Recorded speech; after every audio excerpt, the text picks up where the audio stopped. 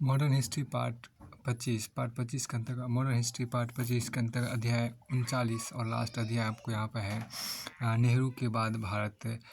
नेहरू के बाद भारत देखिए आपको, जिसमें अभी इंदिरा गांधी की ये पार्ट 25 के अंदर इंदिरा गांधी की जो सामाजिक आर्थिक नीतियाँ थी उनको यहाँ पर देखते हैं। देखिए यहाँ पर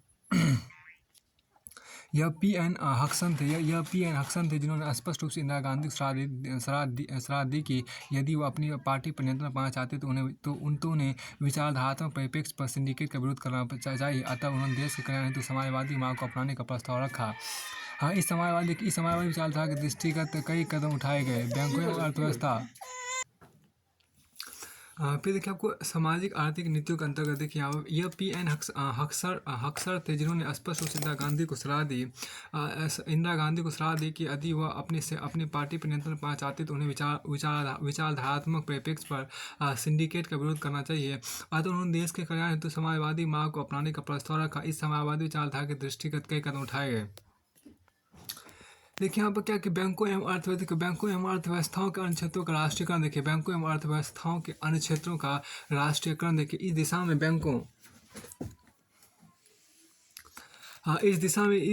बैंकों का राष्ट्रीयकरण एक कदम था और इंदिरा गांधी युवा तुर्क जिसका एक नेता चंद्रशेखर था के पक्ष में थी। उन्होंने मोरारजी देसाई को वित्त मंत्री के कार्यभार से मुक्त कर दिया। जैसा कि वे राष्ट्रीयकरण के विचार का विरोध कर रहे थे। उनका तर्क था कि ऐसा करने से सरकार और प्रशासन पर दबाव बढ़ेगा और आर्थिक विकास के संसाधनों की तंगी पैदा करेगा और यहाँ तक कि इससे नौकरशाही द्वारा नियंत्रण में वृद्धि होगी। इंदिरा गांधी ने निजी क्षेत्र के 14 बड़े बैंकों के राष्ट्रीयकरण हेतु जुलाई 1969 में एक अध्यादेश का रास्ता अपनाया। हाँ, ये अध्यादेश बाद में संसद द्वारा पारित किया गया, जो banking companies acquisition and transfer of undertaking से अधिनियम बना। 1980 में इंदिरा गांधी पुनः सत्ता में आई तो उन्होंने अन्य 6 बैंकों का राष्ट्रीयकरण कर दिया।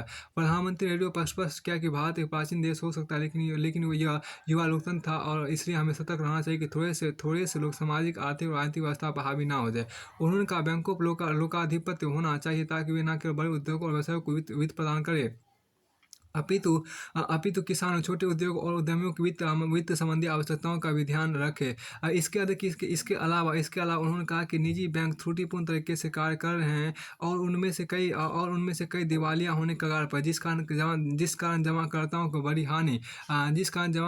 को बड़ी हानि होगी। देखिए जिन्हें ऐसे घाटों के प्रति कोई गारंटी नहीं दी गई थी। देखिए यहाँ पर क्या बैंकों के राष्ट्रीयकरण के परिणामस्वरूप बैंकिंग क्षेत्र का व्यापक विस्तार हुआ। इनकी शाखाएं न केवल संख्या में बढ़ी अपितु सुदूर एवं ग्रामीण क्षेत्रों में भी फैली, जहाँ औपचारिक क्रेडिट व्यवस्था को कोई जानता नहीं था। बैंकों में जमा वृद्धि के साथ परिवारों की बचत में वृद्धि हुई और अनौपचारिक क्षेत्रों में निवेश में वृद्धि हुई। बैंकों के राष्ट्रीयकरण ने कृषि एवं लघु तथा मध्यम उद्योगों को वित्त प्रदान किया। देखिए यहाँ पर यह निर्धारित किया गया बैंकों को यह निर्धारित किया गया कि बैंकों के क्रेडिट का कुछ प्रतिशत प्राथमिक क्षेत्र, कृषि एवं लघु तथा मध्यम उद्यम के आरक्षित रखना होगा। देखिए 1972 में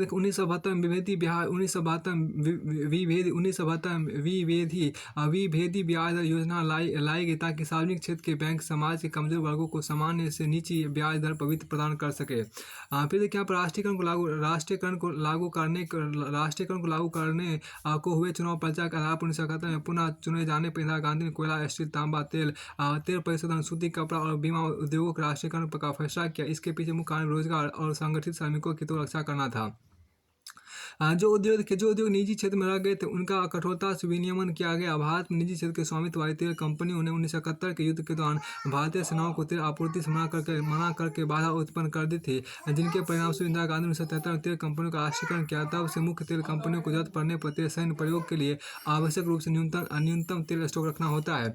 आज के राजसी यहाँ पे क्या कि राजसी विशेषाधिकार का उन्मूलन देखिए यहाँ पर भारत की स्वतंत्रता प्राप्ति के पश्चात शाही राज्यों के शासक का भारत राज्य में विलय कर दिया। इस प्रकार उनसे शासन करने का अधिकार छीन लिया गया और उन्हें भारत सरकार द्वारा प्रीवी पर्स प्रदान किया गया। इस पर्स में धन की एक निश्चित मात्रा थी जो उनके राजस्व के अनुपात में ऐसे राज्यों के शासक और उनके उत्तराधिकारियों को वार्षिक रूप से वार्षिक रूप से दी जानी थी।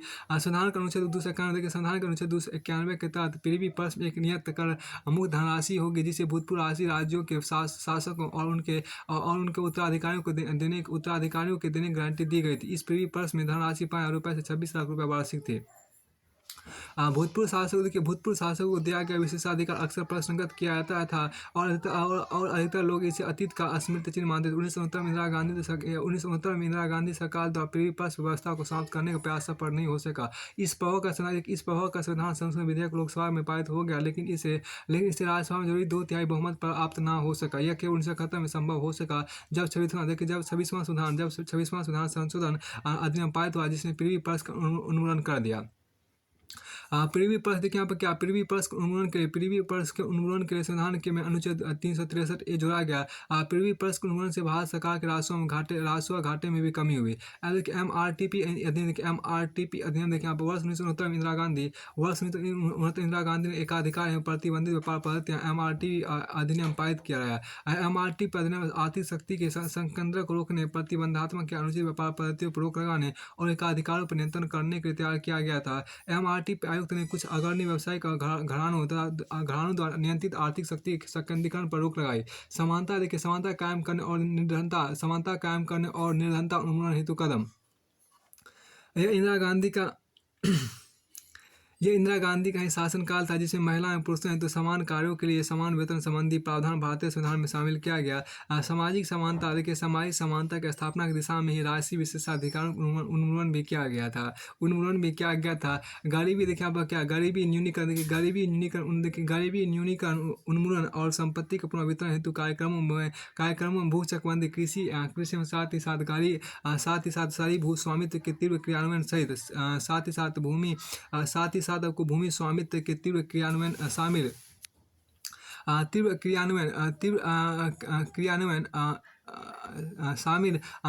देखिए तीव्र क्रियान्वयन आपको शामिल है।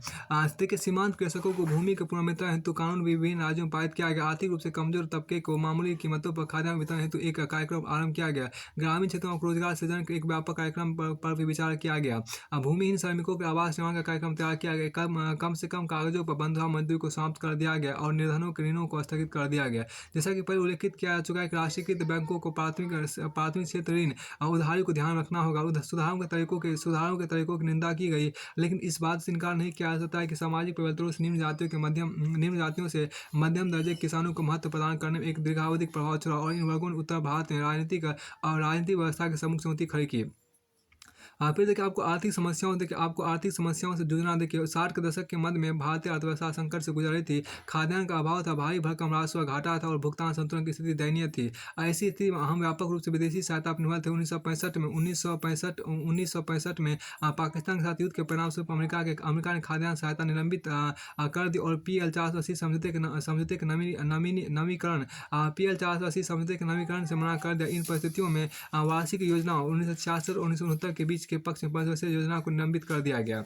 अब यहाँ की क्या आपातकाल के समय को छोड़कर मुद्रास्फीति ऊंची बनी थी। बेरोजगारी भी एक बड़ी समस्या थी। रुपए का अवमूल्यन देखिए क्या भारत व्यापार एवं उद्योग पर नियंत्रण कम करने और रुपए का अवमूल्यन करने के अमेरिका विश्व बैंक एवं अंतर्राष्ट्रीय मुद्रा कोष का दबाव था। इंदिरा गांधी ने जून 1966 में रुपए का अवमूल्यन 36.5% तक किया और इसके मुकाबले डॉलर के मूल्य में 57.4% तक की वृद्धि हुई।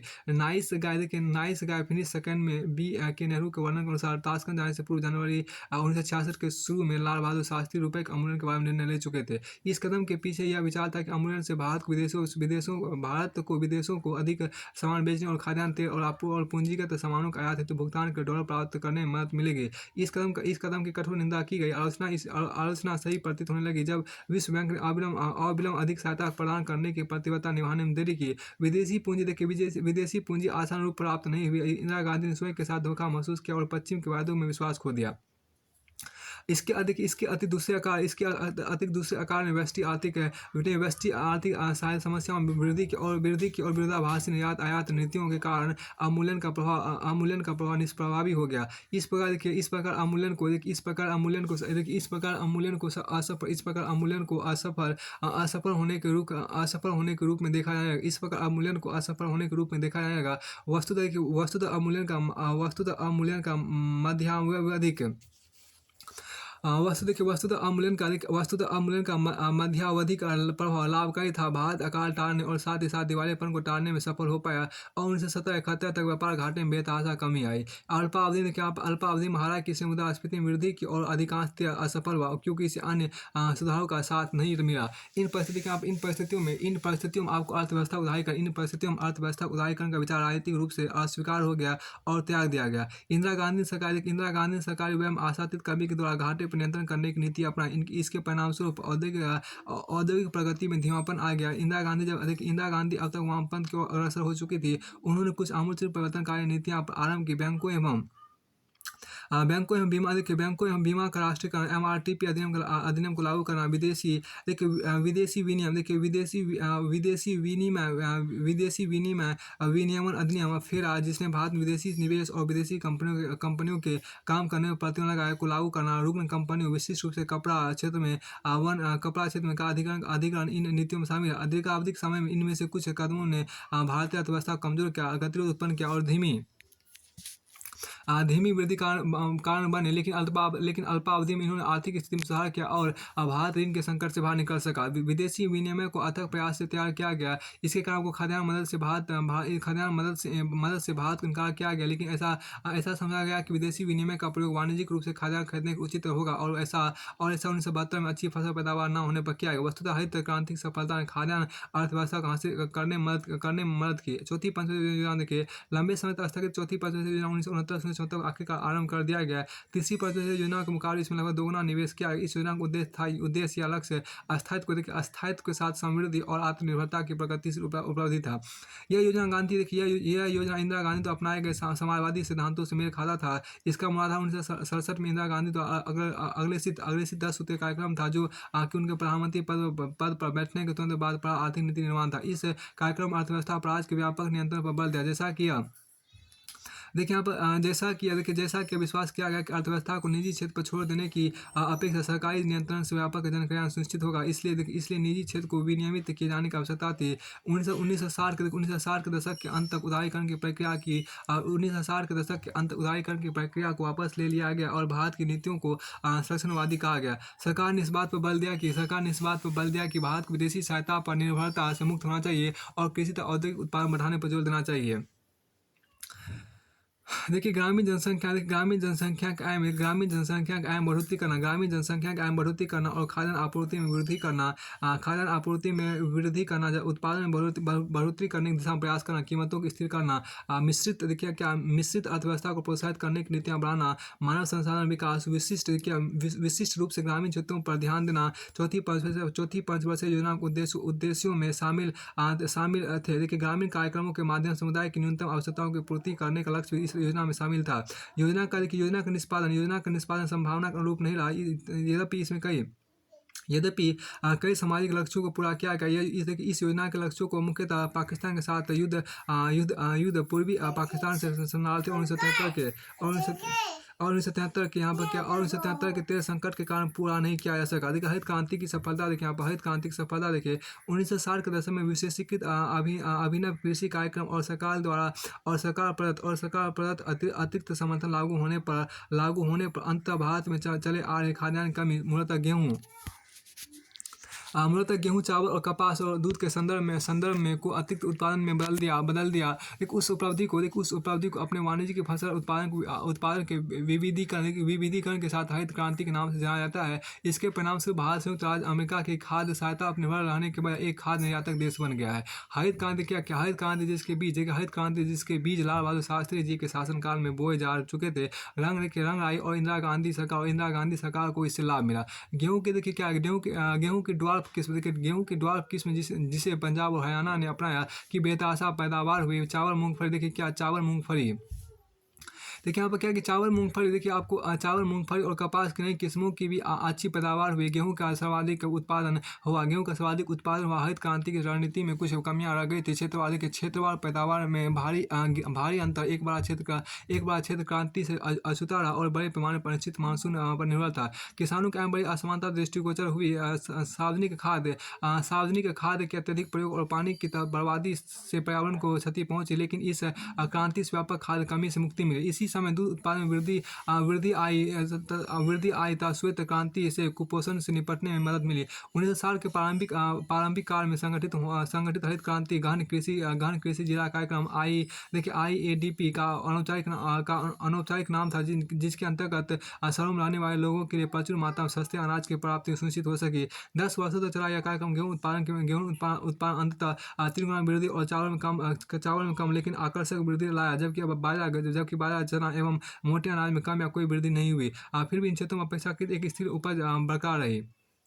पांचवी पंचवर्षीय योजना देखिए। पांचवी पंचवर्षीय योजना 1974 से 1979 अपनी अवधि पूरी नहीं कर पाई, लेकिन इसके अधिकतर कार्यक्रमों का आपातकाल के साथ समायोजन किया गया। इस योजना का उद्देश्य निर्धनों को उपभोग संबंधी जरूरतों के संबोधन एवं सामाजिक आर्थिक सुधारों की एक श्रृंखला को लागू करके निर्धनता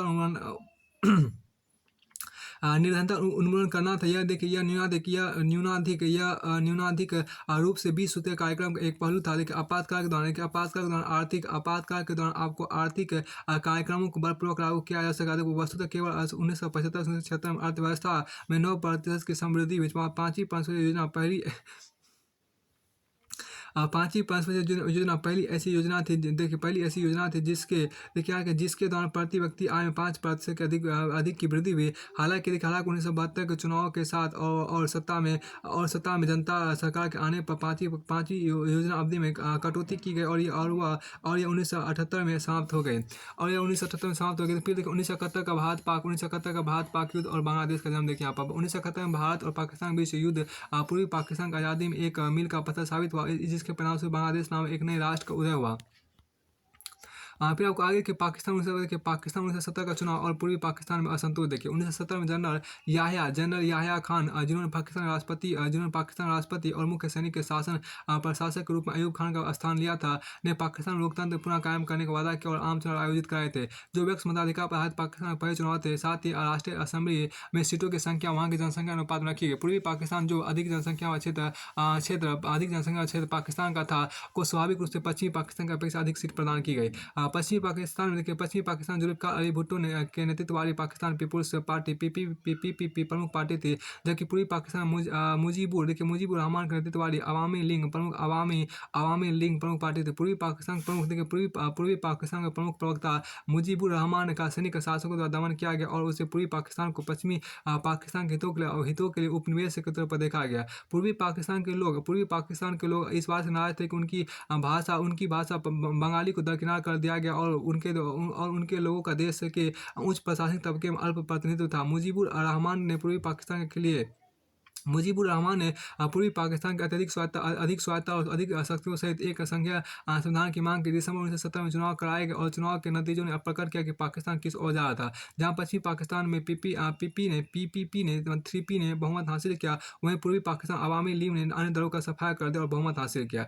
देखिए याह्या खान को यह बात मंजूर नहीं थी नेशनल असेंबली पूर्वी पाकिस्तान के बहुमत वाली हो और ना ही वे इसके लिए सहमत थे कि पूर्वी पाकिस्तान के नवीन लोकतांत्रिक संविधान बनाने की मांग को स्वीकार किया जाए और उसे अधिक स्वायत्तता प्रदान की जाए। पश्चिमी पाकिस्तान के शासकों के बीच यह भय भी था कि पूर्वी पाकिस्तान में हिंदू, जिनमें से अधिकतर सुशिक्षित पेशेवर थे, संविधान लिखने देखिए यहाँ पर संविधान लिखने में प्रभाव छोड़ सकते थे। याह्या खान ने जुल्फ़िकार भुट्टो की मदद से नेशनल असेंबली को स्थगित कर दिया। इससे पूर्वी पाकिस्तान में असंतोष उमड़ पड़ा और अवामी लीग ने व्यापक हड़ताल का आह्वान किया। मार्च 1971 में पाकिस्तान की सेना ने विरोध को कुचलने का कदम उठाया और पूर्वी पाकिस्तान में टैंक और सेना भेजी। मुजीबुर रहमान को गिरफ्तार कर लिया और एक अज्ञात स्थान पर ले जाया गया। पाकिस्तान की सेना द्वारा हिंसक जब्त और नागरिकों की नृशंस हत्या, विशेष रूप से विद्यार्थियों की से प्रतीत होने लगा कि पुनर्मेल एवं सामाजिक संभावना खत्म हो गई। भारत में शरणार्थियों का अंत हुआ एवं भारतीय प्रत्युत्तर देखिए। पूर्वी पाकिस्तान में गृहयुद्ध की परिस्थितियों ने पूर्वी पाकिस्तान से भारत आने वाले शरणार्थियों अधिकतर हिंदू की संख्या में वृद्धि की और अगस्त 1971 तक यह संख्या लाखों में तब्दील हो गई। भारत ने इन शरणार्थियों को आने की अनुमति दी और उनके लिए पश्चिम बंगाल, त्रिपुरा में और मेघालय, यहाँ तक कि मध्य प्रदेश और उड़ीसा में भी तंबू लगाए गए और उन्हें भोजन प्रदान किया गया। केंद्र सरकार ने इसका समग्र खर्चा वहन किया। शुरुआत में भारत ने वैश्विक शक्तियों की स्थिति के बारे में विश्वस्त करने हेतु राजनीतिक प्रयास किए, लेकिन हेनरी किसिंजर जो तत्कालीन समय में अमेरिकी राष्ट्रपति के राष्ट्रीय सुरक्षा सलाहकार थे, अमेरिकी राष्ट्रपति का पत्र लेकर आए, जिसमें भारत से कहा गया कि शरणार्थियों को संयुक्त राष्ट्र के पर्यवेक्षण में भेजा जाए। इंदिरा गांधी के यहाँ पर जिसमें भारत से कहा गया कि शरणार्थियों को संयुक्त राष्ट्र के परिवेशन में भेजा जाए। इंदिरा गांधी इस बात को इशारा किया कि पाकिस्तान को दिए जाने अमेरिकी हथियार जिनका इस्तेमाल 1965 में भारत के खिलाफ हो चुका था, का इस्तेमाल पाकिस्तान स्वयं के लोगों पर कर रहा था। उन्होंने यह भी कहा कि हिटलर के जमाने से शरणार्थियों को तत्कालीन समय में मौजूद दशाओं के तहत स्वदेश भेजा गया था। यह सब विदित था कि किसिंजर और निक्सन स्थिति को लेकर एक मत नहीं थे। निक्सन पाकिस्तान के पक्ष में था। विशिष्ट रूप से उन्होंने अमेरिका की तरफ से चीन के साथ संपर्क स्थापित करने में किसिंजर की मदद की थी और भारत की मदद नहीं करना चाहते थे। सोवियत संघ अमेरिका के विरोध में उपमहाद्वीप में उत्पन्न स्थिति पर भारत से सहमत था कि पाकिस्तान के दो भागों में के बीच गहरी दरार आ गई। सोवियत संघ अमेरिका के विरोध में उपमहाद्वीप में उत्पन्न स्थिति पर भारत से सहमत था कि पाकिस्तान के दो भागों के बीच गहरी दरार आ गई है और संभावित पुनर्निर्माण की संभावना है। सोवियत संघ ने भारत को सैन्य उपकरण प्रदान किए। सोवियत संघ ने भारत को सैन्य उपकरण प्रदान किए। इसने भारत के साथ एक मैत्री संधि भी की। जिसने पाकिस्तान में चीन को रोकने का कार्य किया। जब भारत के विदेश मंत्री स्वर्ण सिंह जून 1971 मॉस्को के दौरे पर गए और अपने सोवियत समकक्ष आंद्रेई ग्रोमिको और राष्ट्रपति अलेक्सई कोसिगिन से मिले तो मैत्री संधि पर हस्ताक्षर करने का निर्णय हुआ। अगस्त 1971 में दो देशों के विदेश मंत्रियों ने शांति मैत्री एवं सहयोग संधि पर हस्ताक्षर किए। इस संधि का बेहद महत्वपूर्ण परिवर्तन है कि दोनों में से किसी भी देश पर आक्रमण की स्थिति में उचित कदम उठाने तो ये देश आपसी परामर्श करें ताकि दोनों देशों में डर एवं चेतावनी को समाप्त करके शांति एवं सुरक्षा स्थापित की जा सके।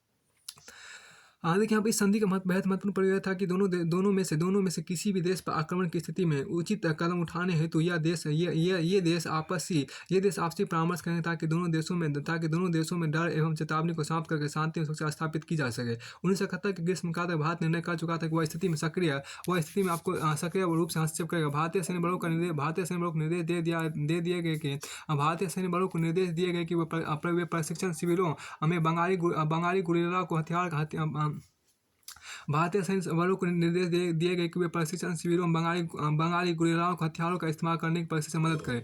इन लड़ाकों के समूह जिसमें पूर्व एक बाद पाकिस्तान के नियमित सैनिक और स्वैच्छिक लड़ाके शामिल थे को मुक्ति वाहिनी के नाम से जाना जाता था। ये गोला चोरी छिपे पूर्वी पाकिस्तान की सीमा के आर पार जाकर सैन्य शिविरों और इंफॉर्मेशन इंस्टॉलेशंस पर हमला करते थे। मुक्ति वाहिनी ने पूर्वी पाकिस्तान आज़ादी में एक महत्वपूर्ण भूमिका अदा की। इंदिरा गांधी उपमहाद्वीप की स्थिति से पूरे विश्व के नेताओं को अवगत कराने के लिए वैश्विक दौरा किया। वह देश जिसका इस मुद्दे पर मतभेद हो सकता था नाम था अमेरिका तटस्थ रहा। नवंबर 1971 में रिचर्ड निक्सन और इंदिरा गांधी की मुलाकात हुई लेकिन वे इस स्थिति को लेकर सहमत नहीं हुए। निक्सन ने कहा कि अमेरिका याह्या खान को हटाने से सहमत नहीं था और भारत को किसी प्रकार की सैन्य कार्रवाई करने के प्रति चेताया। इसी बीच भारत और पूर्वी पाकिस्तान की सीमा पर गोलीबारी के साथ दोनों देशों के बीच संघर्ष तीव्र हो गया। आगे मुक्ति वाहिनी के लिए यह अवसर था कि वे सीमा के आर पार खुलेआम गोलीबारी करें और अपनी विद्रोही गतिविधियों को जारी रखे। पूर्वी पाकिस्तान का युद्ध एवं मुक्ति देखिए। पाकिस्तान ने 3 दिसंबर 1971 को भारत की पश्चिमी सीमा पर हमला करने का निर्णय लिया। उनके बम वर्षकों ने पश्चिमी सीमा पर स्थित एयरफील्ड को निशाना बनाया और उनकी तोपों ने कश्मीर पर हमला किया। जनरल सैम मानेकशॉ के नेतृत्व में सेना ने कश्मीर में पंजाब में व्यापक हवाई हमले सहित तीव्र कार्रवाई की। भारतीय नौसेना को पहली बार शामिल किया गया और कराची को रवाना किया गया। Vice admiral S.N. कोहली के नेतृत्व में पश्चिमी नौसेना कमान ने ट्राइडेंट के नाम से कराची पर सफलतापूर्वक अकस्मात हमला किया। अब भारत को पूर्वी पाकिस्तान अपनी सेनाओं और टैंकों के साथ घुसने के कारण मिल गया और चोरी छिपे मुठभेड़ अब आमने सामने की लड़ाई में तब्दील हो गई। यह ध्यान देने वाली बात थी कि भारत स्वदेशी हथियारों का निर्माण शुरू करने में के अलावा अपनी सशस्त्र सेना को आधुनिकीकृत कर चुका था। पाकिस्तान की सेना भारतीय सेना के समक्ष कहीं नहीं ठहरती थी। इसके अलावा पाकिस्तान की सेना नागरिक असंतोष और बंगाली सैनिकों के विरुद्ध अपने ही लोगों से लड़ने के चलते निरुत्साहित एवं तनाव में थी। यह भी देखा गया कि याह्या खान की रणनीति को समझना मुश्किल था। यदि चीन की मदद प्राप्त करना निश्चित था तो वह सामने नहीं आया। शायद दिसंबर से हिमालय की बर्फ ने चीन की किसी भी प्रकार की कार्रवाई को रोक दिया था। दूसरी ओर भारतीय सैन्य बलों को पूर्वी मोर्चे पर मौसम संबंधी कोई समस्या नहीं हुई और साथ ही वहाँ के नागरिक और मुक्ति वाहिनी ने उनकी मदद की। चारों देखिए चारों तरफ से डक्का मत अब ढाका की ओर बढ़ते हुए भारतीय सेना रणनीतिक स्थान पर कब्जा किया। Vice admiral Nilkanth Krishnan vice admiral Nilkanth Krishnan के नेतृत्व में भारतीय पश्चिमी नौसेना कमान ने बंगाल की खाड़ी नौसैनिक नाकेबंदी द्वारा पूर्वी पाकिस्तान को घेर लिया। 4 दिसंबर से युद्धपोत INS विक्रांत को पूर्वी पाकिस्तान के मुख्य बंदरगाह पर हमले जारी रखने के लिए तैनात कर दिया गया। पूर्वी पाकिस्तान को लेकर भारत की मंशा 6 दिसंबर 1971 को तब साफ हुई जब भारत सरकार ने पीपुल्स रिपब्लिक ऑफ बांग्लादेश को औपचारिक रूप से मान्यता दी। देखिए पूर्वी पाकिस्तान को लेकर भारत की मंशा 6 दिसंबर 1971 को तब साफ हुई जब भारत सरकार ने पीपुल्स रिपब्लिक ऑफ बांग्लादेश को औपचारिक रूप से मान्यता दी। अमेरिका ने बंगाल खाड़ी में युद्धपोत USS एंटरप्राइज उतारा, लेकिन यह मात्र शक्ति प्रदर्शन था और अमेरिका के रुख का संकेत था। इसने किसी प्रकार पूर्वी पाकिस्तान के घटनाक्रम को प्रभावित नहीं किया। अब यह स्पष्ट था कि ढाका भारतीय सैन्य बलों के शरण में आने वाला था और एक बार पूर्वी पाकिस्तान का मानव सूरज जाने के बाद अपना पूरा ध्यान पश्चिमी पाकिस्तान पर लगाएगा। हाँ 13 दिसंबर 1971 को Yahya Khan lieutenant general A के नियाजी पाकिस्तान पूर्वी कमान के कमांडर को संदेश भेजा कि वो आत्मसमर्पण कर दे। 16 दिसंबर 1971 को पाकिस्तान के पूर्वी कमान के 16 दिसंबर 1971 को पूर्वी पाकिस्तान में पाकिस्तान के पूर्वी कमान के इंस्ट्रूमेंट ऑफ सरेंडर पर लेफ्टिनेंट जनरल जगदीश सिंह अरोड़ा, भारतीय पूर्वी कमान के GOC और लेफ्टिनेंट जनरल ए के नियाजी पाकिस्तान के पूर्वी कमान के कमांडर के बीच ढाका में रमना रेस कोर्स में हस्ताक्षर हुए। पूर्वी पाकिस्तान को मुक्त कर दिया और बांग्लादेश नामक एक नया राष्ट्र अस्तित्व में आया। मुजीबुर रहमान जिन्हें कैद से मुक्त कर दिया गया को नए देश की कमान सौंपी गई। 16 दिसंबर 1971 को इंदिरा गांधी ने पश्चिमी मोर्चे पर भी एक पक्षीय युद्ध विराम की घोषणा रेडियो पर की। 16 दिसंबर 1971 को इंदिरा गांधी ने पश्चिमी मोर्चे पर एक पक्षीय युद्ध विराम की घोषणा रेडियो पर की। अगले दिन पाकिस्तान ने भी युद्ध विराम की घोषणा की। युद्ध में विजय के परिणाम से इंदिरा गांधी की छवि में अत्यधिक विस्तार हुआ। भारत में कई लोगों ने उन्हें दुर्गा कहा। भारतीयों में नहीं विश्वास एवं शक्ति तथा उपलब्धि की भावना का संचार हुआ। भारतीयों में नए विश्वास एवं शक्ति तथा उपलब्धि की भावना का संचार हुआ। भारत के उपमहाद्वीप में देखिए अब भारत के उपमहाद्वीप एक शक्तिशाली देश के रूप में छवि स्थापित हुई। देखिए यहाँ पे भारत के उपमहाद्वीप एक शक्तिशाली देश के रूप में छवि स्थापित हुई। शिमला समझौता देखिए युद्ध में शर्मनाक हार झेलने के पश्चात याह्या खान के स्थान पर जुल्फ़िकार अली भुट्टो पाकिस्तान के नए राष्ट्रपति बने। उन्होंने भारत के संग शांति वार्ता का प्रस्ताव रखा जिसे इंदिरा गांधी ने स्वीकार कर लिया। देखिए भारत पाकिस्तान के बीच शिखर वार्ता 28 जून से 1 जुलाई 1972 तक तय की गई। शिमला शिखर वार्ता इंदिरा गांधी और जुल्फ़िकार अली भुट्टो के बीच बांग्लादेश को मान्यता भारत पाकिस्तान राजनयिक संबंध, व्यापार, कश्मीर पर नियंत्रण रेखा स्थापित करना और युद्धबंदियों की रिहाई जैसे मुद्दों पर बातचीत चलती रही, लेकिन कुछ मुद्दों पर एक राय नहीं बन पा रही थी। दोनों देशों के प्रतिनिधि और पत्रकार किसी समझौते की उम्मीद छोड़ चुके थे, लेकिन अगले दिन 2 जुलाई को दोनों पक्षों में बातचीत हुई। आखिरकार 2 जुलाई को दोनों देशों ने शिमला समझौते पर हस्ताक्षर किए। देखिए शिमला समझौते को भारत और पाकिस्तान के बीच बेहतर पड़ोसी संबंधों हेतु एक व्यापक ब्लूप्रिंट समझा गया। इस समझौते के तहत तय किया गया कि दोनों देश मतभेदों एवं संघर्षों का समाधान बातचीत से करेंगे और अस्थायी शांति, मैत्री और सहयोग की स्थापना की दिशा में कार्य करेंगे। दोनों देश एक दूसरे के साथ संबंधों को बनाए रखने के लिए एक निर्देशित सिद्धांतों के समुच्चय का अनुसरण करने पर सहमत हुए। देखिए दोनों एक दूसरे के क्षेत्रीय अखंडता एवं संप्रभुता का सम्मान करेंगे, एक दूसरे के आंतरिक मामलों में हस्तक्षेप नहीं करेंगे। देखिए यहाँ पे एक दूसरे की एकता एवं राजनीतिक स्वतंत्रता का सम्मान करेंगे। संप्रभु समानता का पालन करेंगे और द्वेषपूर्ण प्रचार में लिप्त नहीं रहेंगे। उन निर्देशित सिद्धांतों में शामिल है। देखिए सभी मामलों पर प्रत्यक्ष विपक्ष तरीके शांतिपूर्ण समाधान को लेकर आपसी प्रतिबद्धता बनी और लोगों संपर्क पर विशिष्ट ध्यान देते हुए सहयोगी संबंधों की नींव का निर्माण करना निश्चित किया गया। देखिए यहाँ पर क्या हालांकि समझौते के फौरन बाद पाकिस्तान की नेशनल असेंबली में जुल्फ़िकार अली भुट्टो के भाषण ने साफ तौर पर संकेत किया कश्मीर मुद्दा अत्यधिक संवेदनशील और जिद बना रहेगा और पाकिस्तान कश्मीर के लोगों की मदद के लिए तैयार था। यदि वे स्वतंत्रता आंदोलन शुरू करते तो 1976 में भारत द्वारा पोखरण परमाणु परीक्षण करने के बावजूद और पाकिस्तान इसकी द्वेषपूर्ण निंदा के बावजूद दोनों देश फिर से राजनीतिक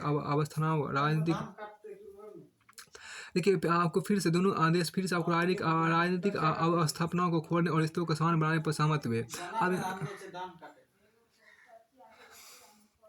अब यहाँ देखिए क्या शिमला समझौते के महत्वपूर्ण बिंदु देखिए।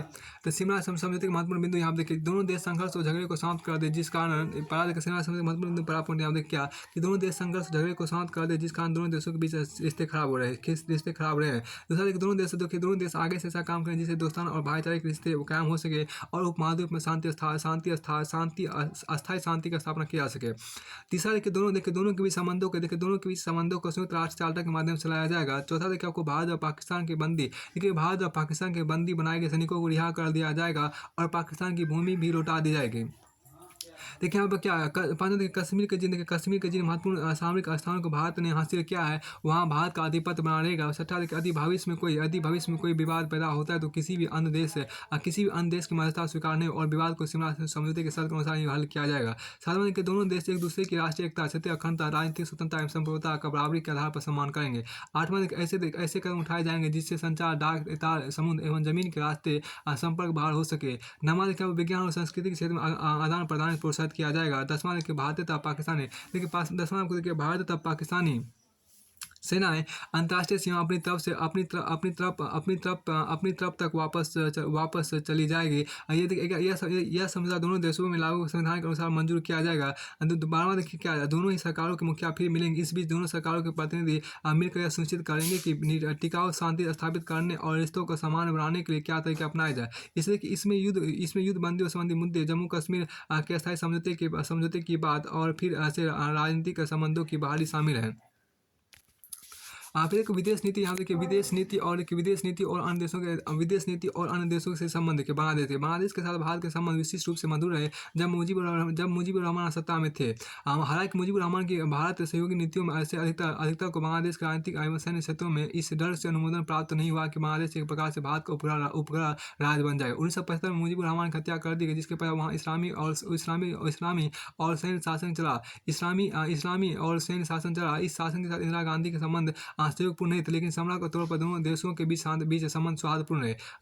इंदिरा गांधी के अपने श्रीलंकाई समकक्ष श्री माओ भंडार नायक के साथ संबंध मधुर रहे और शुरुआत में नस्लीय जातीय समस्या जिसमें तमिल शामिल थे को लेकर अनुग्रहकारी थे। 1974 में भारत में भंडार नायक की समाजवादी सरकार को बचाने के लिए 1974 भारत में भंडार नायक की समाजवादी सरकार को बचाने के लिए कच्चा तीबू नाम का एक छोटा सा द्वीप श्रीलंका को सौंप दिया। 1974 में भारत ने कच्चा तीबू के छोटे द्वीप को श्रीलंका को इंडो श्रीलंका समुद्री समझौते के माध्यम से सौंपा, जिसमें पाक जल संधि में समुद्री सीमा के समाधान की बात शामिल थी। उस समय श्री माओ की लोकप्रियता अपेक्षाकृत कम हुई और इंदिरा गांधी ने श्रीलंका के प्रधानमंत्री से श्रीलंका भंडार नायक के शासन को स्थिर करने में मदद करने के द्वीप उन्हें सौंप दिया।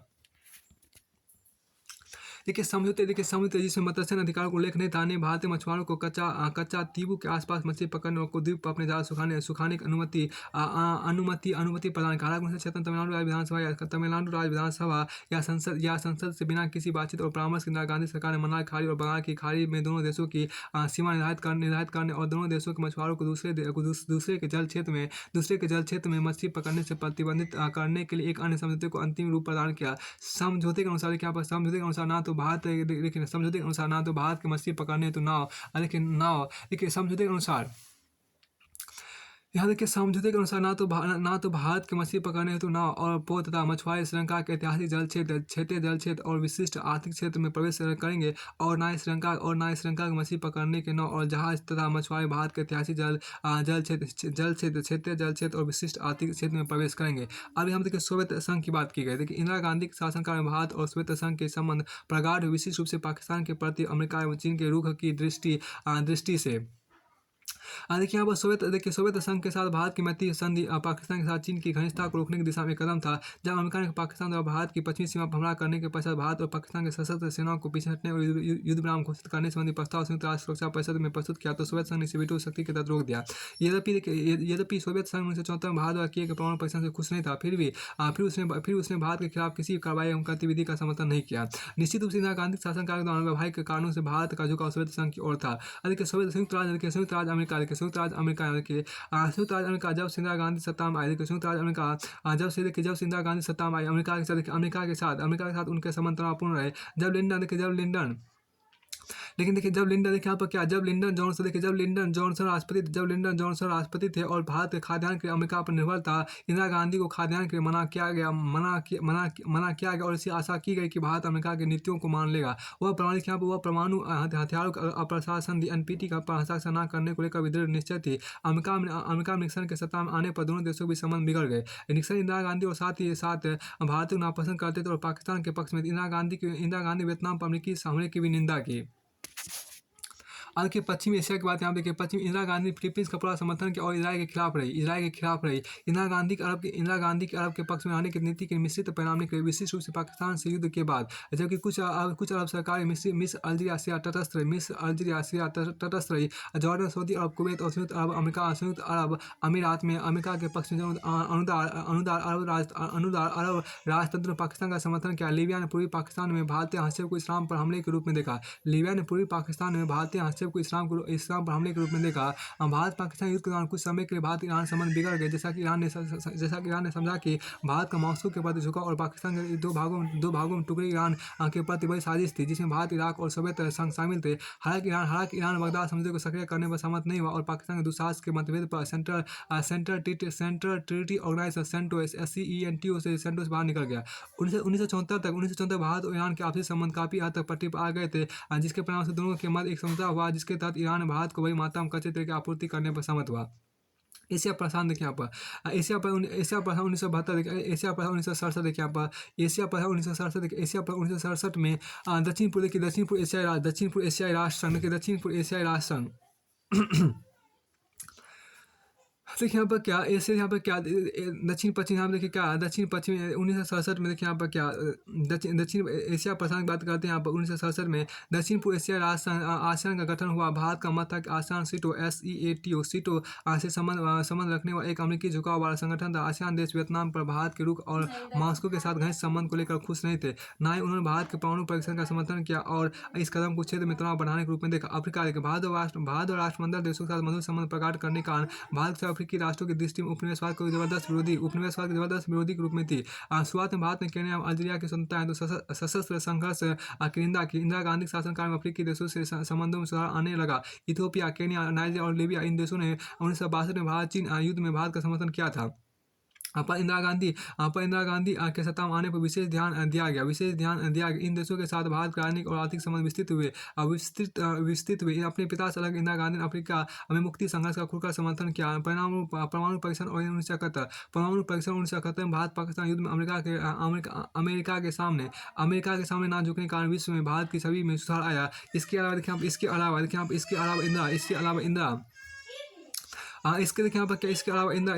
इंदिरा गांधी अफ्रीका और सोवियत संघ के साथ भारतीय समाजवाद विरोधी हितों को दृढ़ता से युगांडा में भारतीयों का अनुभव निराशाजनक रहा। देखिए ईदी अमीन के शासनकाल में भारतीयों को वहां उत्पीड़न झेलना पड़ा और आखिरकार उन्हें देश से निकाल दिया गया। फिर आपको आगे यहाँ पर किया देखिए अस्मालिक मुद्दा देखिए यहाँ पर, यद्यपि इसे राष्ट्रीय सुरक्षा नीति के तौर पर देखा जा सकता है, यह वैज्ञानिक शास्त्र उद्यम था जिसने भारत के परमाणु विस्फोट को सफल बनाया। 1974 को भारत ने राजस्थान के थार महोत्सव में सैन्य बेस कैंप के निकट पोखरण में पहला परमाणु परीक्षण किया। आधिकारिक रूप से इसे पोखरण प्रथम कहा गया, लेकिन इसका कूटबद्ध नाम आपको अस्मालिक मुद्दा था। यह एक भूमिगत परमाणु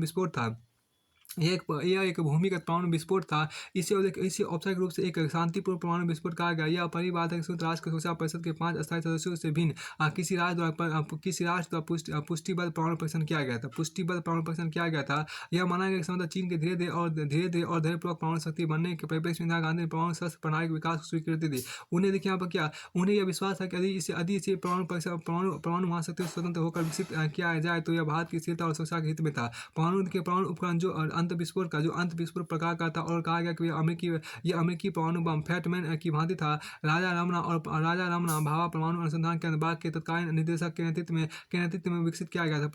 परियोजना की निगरानी परमाणु ऊर्जा आयोग के तत्कालीन अध्यक्ष होमी सेठना द्वारा की जा रही थी। पी के देखिए यहाँ पर क्या पी के आयंगर, देखिए पी के आयंगर, आर चिदम्बरम, बसंती नाग चौधरी और वामन दत्तात्रेय पटवर्धन इस परियोजना में शामिल अन्य प्रसिद्ध वैज्ञानिक थे। देखिए यद्यपि देश के विभिन्न वर्गों में इसकी खुशी थी, यह बात उठ रही थी कि इंदिरा गांधी परमाणु परीक्षण का फैसला देश के भीतर चढ़ने वाले असंतोष को विचलित करने के लिए लिया गया था। अंतर्राष्ट्रीय प्रतिक्रिया देखिए, अब अंतर्राष्ट्रीय प्रतिक्रिया, यद्यपि भारत ने इसे शांतिपूर्ण उद्देश्यों के लिए परीक्षण का, लेकिन पूरा विश्व इसे लेकर खुश नहीं था। देखिए परमाणु प्रसार रोकने के परमाणु आपूर्तिकर्ता समूह का निर्माण किया गया, जैसा कि कनाडा द्वारा आपूर्ति साइरस संयंत्र से प्राप्त प्लूटोनियम और अमेरिका द्वारा आपूर्ति किए गए भारी जल का इस्तेमाल इस परीक्षण में किया गया था। यह दोनों देश भी इस परीक्षण से खुश नहीं थे। उस समय निर्माणाधीन दो भारी जल संयंत्रों को सहायता देने से कनाडा ने मना कर मना कर दिया। पाकिस्तान इस परीक्षण को लेकर गुस्से में था और उसने रिश्तों को पट्टी पर लाने को लेकर जल्द होने वाली बैठक को भी रद्द कर दिया। पाकिस्तान के प्रधानमंत्री जुल्फ़िकार अली भुट्टो ने घोषणा की कि वह भारत से भयभीत नहीं होंगे और उपमहाद्वीप में भारत के प्रभुत्व को स्वीकार नहीं करेंगे। भारतीय परमाणु परीक्षण ने पाकिस्तान मतानुसार पाकिस्तान को परमाणु क्षेत्र में धकेला। अब यहाँ पर आगे देखिए, यहाँ पर जनता पार्टी का शासन आपको है। जनता पार्टी का शासन जो कि आपको मार्च 1977 से लेकर मार्च 1980 तक रहा। जनता पार्टी के शासन का मार्च 1977 से लेकर जनवरी 1980 तक आपको यहाँ पर रहा। इसमें आपको ये देखिए क्या कि जनता पार्टी ने चक्र हलधर के प्रतीक के तहत चुनाव लड़ा और चक्र हलधर के प्रतीक के तहत चुनाव लड़ा और इसके गठबंधन को 1977 के चुनाव में भारी बहुमत हासिल हुआ। मोरारजी देसाई पहले गैर कांग्रेसी प्रधानमंत्री बने। प्रधानमंत्री पद के 3 दावेदारों में मोरारजी देसाई, चरण सिंह और जगजीवन राम शामिल थे। यह आचार्य कृपाण और जयप्रकाश नारायण पर निर्भर था कि कौन प्रधानमंत्री बनेगा। उनकी पसंद मोरारजी देसाई थे, जिन्होंने 28 फरवरी 1977 को प्रधानमंत्री के रूप में शपथ ली। चरण सिंह गृह मंत्री और बाद में वित्त मंत्री और जगजीवन राम रक्षा मंत्री और उप प्रधानमंत्री थे। अब के राज्य विधानमंडल चुनाव देखें। अब यह जान लिया गया था कि राष्ट्र कांग्रेस के प्रति अपनी असंतुष्टि जाहिर कर दी थी और इसे कांग्रेस शासित राज्यों में भी नए चुनाव कराए जाने चाहिए। इन राज्य विधानसभाओं को भंग कर दिया गया और जून में चुनाव कराए गए। चुनाव के परिणाम से उत्तर प्रदेश, बिहार, हरियाणा, उड़ीसा, मध्य प्रदेश, राजस्थान और हिमाचल प्रदेश जनता पार्टी सरकार बनाने में सफल रही। पंजाब अकाली दल और जनता पार्टी मिलकर सरकार बनाई। तमिलनाडु में AIADMK ने चुनाव में भारी विजय हासिल की और इसके नेता MG रामचंद्रन ने सरकार बनाई। केंद्र सरकार के साथ संघर्ष की राजनीति में इस सरकार की कोई रुचि नहीं थी।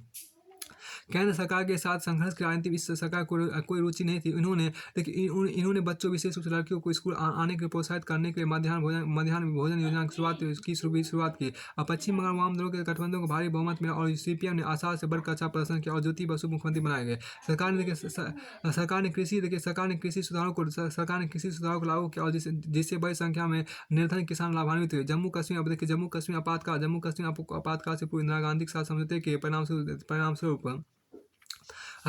को शेख अब्दुल्ला कांग्रेस सरकार चला रहे थे। मोरारजी देसाई ने विधानसभा भंग कर दी और राज्य में नवीन जनादेश हेतु चुनाव घोषणा की। शेख अब्दुल्ला ने अपनी पार्टी नेशनल कॉन्फ्रेंस का पुनरुद्धार किया और स्वतंत्रता के बाद वास्तविक रूप से निष्पक्ष चुनाव उसकी पार्टी को पर्याप्त बहुमत प्राप्त हुआ। हालांकि मुस्लिम बहुल घाटी और हिंदू बहुल जम्मू स्पष्ट रूप से नेशनल कॉन्फ्रेंस के साथ थे, लेकिन पार्टी जम्मू में अच्छा प्रदर्शन नहीं कर सकी। हिंदू बहुल जम्मू अब हिंदू अधिकार। अब के भारत के नए राष्ट्रपति यहाँ देखिए, अधिकतर राज्यों में जनता पार्टी सरकार होने के कारण अब पार्टी अपने उम्मीदवार नीलम संजीव रेड्डी को जून 1977 में भारत के राष्ट्रपति के तौर पर निश्चित करने में सफल रहे। उसी वर्ष फरवरी में फखरुद्दीन अली अहमद की मृत्यु के कारण राष्ट्रपति चुनाव कराए जाने आवश्यक हो गए थे। जनता पार्टी लोकप्रियता में कमी और कांग्रेस आई का उत्थान देखिए यहाँ पर। जनता सरकार की शुरुआत पूर्ण लोक समर्थन और उच्च आकांक्षा के साथ हुई थी, लेकिन जल्द ही वैचारिक राजनीति के संदर्भ में मतभेद उभरने लगे और दरारें स्पष्ट दिखाई देने लगी। इससे भी अधिक गौरतलब बात यह थी कुछ नेताओं का ध्यान इंदिरा गांधी से प्रतिशोध लेने पर केंद्रित था और वे पार्टी के विरुद्ध कार्य करने लगे था। कांग्रेस के लोकप्रियता के पुनरुज्जीवन में सहयोग किया। इन दो कारकों ने मिलकर केंद्र की पहली गैर कांग्रेस सरकार को गिराने में भूमिका निभाई। अब के अनावश्यक आयोगों का गठन देखिए। इंदिरा गांधी उसके विरुद्ध कथित गैर कानूनी कार्यों को जांच हेतु विभिन्न आयोगों का गठन किया। इनमें से सर्वाधिक प्रसिद्ध आयोग न्यायमूर्ति JC शाह उच्चतम न्यायालय के सेवानिवृत्त न्यायाधीश की अध्यक्षता में गठित किया गया था, जिसे आपातकाल की ज्यादतियों एवं हिंसा की जांच का कार्य सौंपा गया था। अधिकतर आरोपों हालांकि को सिद्ध नहीं किया जा सका और मात्र कुछ दोषों को ही सही पाया गया। इंदिरा गांधी के विरुद्ध मुकदमों को अधिक समय तक नहीं चलाया जा सका, जैसा कि साक्ष्यों की कमी थी। बेलची देखिए, बेलची और इंदिरा गांधी का जोरदार वार देखिए। मई 1977 में बेलची बिहार का एक गाँव में हिंसा हुई। जमीन को लेकर हुए विवाद के चलते जमीन को लेकर हुए विवाद के चलते ऊंची जातियों के एक भिन्न हरिजनों के एक समूह को जिंदा जला दिया। यहाँ गौरतलब था कि भारत की समाज व्यवस्था का रूपांतर हो रहा था पिछड़ी जातियाँ, देखिए पिछड़ी जातियाँ जिन्हें बाद में अन्य पिछड़ी जातियाँ कहा गया, जो हरित क्रांति और श्वेत क्रांति के चलते आर्थिक रूप से मजबूत हो गई थी। अगली जातियों से उन्होंने भूमि खरीदी तब अपने हितों में वृद्धि के लिए अपने प्रतिनिधियों को निर्वाचित किया। की परिस्थिति एवं महत्व में बढ़ोतरी हो रही थी। दुर्भाग्यवश उन्होंने भी इसे अधिकृत कार्य के तौर पर लिया कि वे जो चाहे कर सकते थे। हरिजन इन भूमियों पर कार्य करते थे, लेकिन भूमिपतियों के शोषण के कारण उनकी स्थिति बेहद दयनीय थी। शिक्षा एवं राजनीतिक प्रतिनिधित्व के दायरे के बढ़ने के साथ हरिजन विशिष्ट रूप से युवा पीढ़ी अब अधिक बुरे व्यवहार एवं शोषण को चुपचाप स्वीकार करने वाली नहीं थी। उन्होंने भी इसके विरुद्ध लड़ना शुरू किया। परिणाम स्वरूप जातिगत हिंसा घटना होगी। लेकिन इंदिरा गांधी अपने फायदे के लिए बेलची घटना का इस्तेमाल किया। वे बेलची गई रास्ते में आपको हाथियों द्वारा रास्ता रोकने और भ्रष्ट सड़क मार्ग अवरुद्ध होने के कारण वे पैदल गांव तक गई और प्रभावित लोगों के प्रति अपनी सहानुभूति व्यक्त की। जनता सरकार गरीब एवं शोषितों की विरोधी दर्शाने के अतिरिक्त इंदिरा गांधी ने अपनी छवि गरीबों एवं हरिजनों के मित्र के रूप में विकसित की और यहाँ तक कि उनके दल के सदस्यों ने उन लोगों का आश्वासन दिया है कि इंदिरा गांधी पुनः सत्ता में आती है तो वे गरीबों एवं हरिजनों के हित में कार्य करेगी। इंदिरा गांधी को लाभ चरण सिंह द्वारा एकनिष्ठ होकर इंदिरा गांधी और उनके बेटे के पीछे पढ़ने का लाभ इंदिरा गांधी को मिला। इंदिरा गांधी कुछ अस्पष्ट भ्रष्टाचार आरोपों के तहत गिरफ्तार किया गया और एक दिन के लिए पुलिस कस्टडी में रखा गया, जिसके पश्चात मजिस्ट्रेट ने आरोपों को रद्द करते हुए उन्हें बरी कर दिया। अब वह खेल में पुनः वापसी कर चुकी थी अब उन्होंने सरकार की आलोचना संबंधी भाषण दिए। जनवरी 1978 में एक बार फिर कांग्रेस का विभाजन हुआ। इंदिरा गांधी के नेतृत्व वाला समूह कांग्रेस आई बन गया। उनकी पार्टी जनता पार्टी कांग्रेस की विरोधी पार्टियों कर्नाटक एवं आंध्र प्रदेश विधानसभा चुनाव में धूल चटा दी। उन्होंने स्वयं कर्नाटक में चिकमंगलूर से चुनाव लड़ा और लोकसभा सीट हासिल की। अब संसदीय समिति ने रिपोर्ट दी कि इंदिरा गांधी ने माओवादी उद्योग को लेकर सदन को गुमराह किया था और सदन ने उन्हें जेल जाने को कहा। उन्हें संसद की सदस्यता आयोग घोषित किया गया। हालांकि वे फिर से चिकमंगलूर से चुनाव जीती। अब इंदिरा गांधी को चारबाजू शिकार नेता के रूप में देखा जाने लगा और उनकी लोकप्रियता में बढ़ोतरी हुई। देखिए जनता पार्टी के भीतर अंधविरोध और मोरारजी देसाई सरकार का पतन देखिए। जनता पार्टी में बढ़ती गुटबंदी और व्यक्तिगत शत्रुता ने शासन के प्रयासों को निष्फल कर दिया। पार्टी टूटने के कारण आगे मोरारजी देसाई और चरण सिंह जो मंत्रिमंडल में अपने दूसरे स्थान से संतुष्ट नहीं थे के बीच मनमुटा इस हद तक बढ़ गया कि देसाई ने 1977 के बाद में चरण सिंह और राजनारायण को पदच्युत कर दिया। चरण सिंह ने प्रतिरोध स्वरूप दिसंबर 1978 में किसानों को एकीकृत कर सरकार के विरुद्ध दिल्ली की ओर एक जुलूस निकाला। शांति बनाए रखने के प्रयास में देसाई द्वारा फरवरी 1979 में चरण सिंह को पुनः मंत्रिमंडल में शामिल किया गया और वित्त मंत्रालय के साथ साथ उप प्रधानमंत्री पद भी सौंपा गया। हालांकि सरकार चलाना दुरू होता जा रहा था। जनता पार्टी दो हिस्सों में बंट रही थी। चरण सिंह के नेतृत्व में समाजवादियों का गुट और देसाई के नेतृत्व वाला जनसंघ। आगे जनसंघ के सदस्यों की दोहरी सदस्यता के मामले में भी तुर पकड़ा जो आरएसएस से जुड़े थे। उन्होंने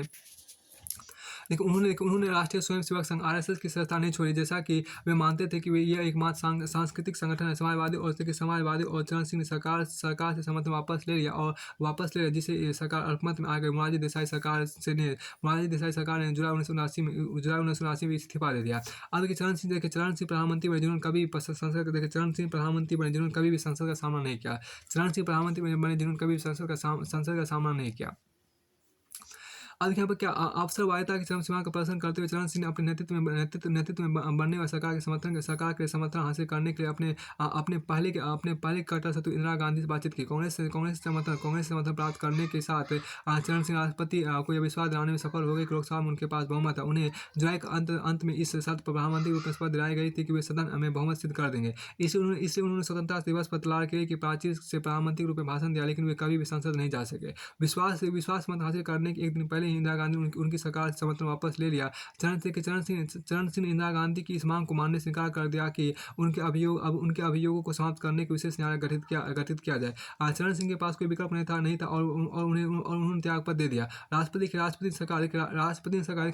ने सरकार बनाने के अन्य विकल्पों को तलाशा, लेकिन कोई भी सरकार बनाने में सक्षम नहीं था। अंत में लोकसभा भंग कर दी और चुनाव कराए गए। चुनाव होने तक चरण सिंह कार्यवाहक प्रधानमंत्री बने रहे। अब लोकसभा चुनाव जनता पार्टी शासन का अंत क्या। जब 1980 में लोकसभा चुनाव कराए गए और चुनावी दंगल में कांग्रेस यू लोकदल चरण सिंह तथा समाजवादी द्वारा बनाई गई नई पार्टी जनता पार्टी, जिसमें अब मुख्य रूप से जनसंघ और जगजीवन राम और चंद्रशेखर जो पुराने कांग्रेस शामिल थे मुख्य दल थे। सीपीएम और सीपीआई की मौजूदगी केवल पश्चिम बंगाल और केरल में थी। जनता पार्टी ने फिर से लोकतंत्र को खतरा विषय पर चुनाव प्रचार किया और चरण सिंह ने किसानों को शक्ति प्रदान करने की बात की। लेकिन इस समय इंदिरा गांधी किसी विचारधारा की बात करने से बची और उन्होंने अपना पूरा ध्यान लोगों से घनिष्ठ रूप से जुड़े मुद्दों पर बात करने पर केंद्रित किया। लोग यहाँ क्या कि लोग जनता पार्टी के शासन के अभाव और उनकी निरंतर आपसी लड़ाई से थक चुके थे। इससे उन्होंने इंदिरा गांधी नेतृत्व वाली कांग्रेस को मत देने का निर्णय किया। जनता पार्टी विभिन्न दलों Janata Dal, Bharatiya Janata party, BJP, BJP, Samajwadi party इत्यादि में विभाजित हो गई। जनता पार्टी विभिन्न दलों जनता दल में विभाजित हुए। जनता पार्टी को जनता दल में, भारतीय जनता पार्टी, बीजेपी और समाजवादी पार्टी इत्यादि में विभाजित हो गए। और फिर आपको आगे देखिए जनता शासन विरासत आपको देखिए यहाँ पर। हालांकि जनता पार्टी का कार्यकाल छोटा रहा और पार्टी आंतरिक गुटबाजी और मतभेदों जूझती रही, लेकिन जनता पार्टी सरकार ने भारतीय अर्थव्यवस्था में अपना अमूल्य योगदान दिया। यहाँ तक कि इसके नकारात्मक पहलू की भी उपेक्षा नहीं की जा सकती। यह देखिए स्वतंत्रता प्राप्ति के बाद से केंद्र परी गैर कांग्रेस सरकार थी। यह केंद्र स्तर पर परिगठबंधन की सरकार भी थी। अब यहाँ पर क्या परिगठबंधन सरकार को जनता पार्टी सरकार थी। अब यहाँ लोकतांत्रिक अधिकारों की पुनः स्थापना देखिए। लोकतांत्रिक अधिकारों की पुनः स्थापना की बात यहाँ पर आपको है। देखिए यहाँ पर लोकतांत्रिक अधिकारों की पुनः स्थापना देखिए। देश में लोकतंत्र और नागरिक अधिकारों की पुनः स्थापना जनता पार्टी सरकार का एक अविस्मरणीय योगदान था। जनता पार्टी सरकार ने आपातकाल के कठोर कदमों को निष्प्रभावी करने के अविलंब कदम उठाए। मीडिया पर लगे प्रतिबंधों को हटा लिया गया और विभिन्न विवादास्पद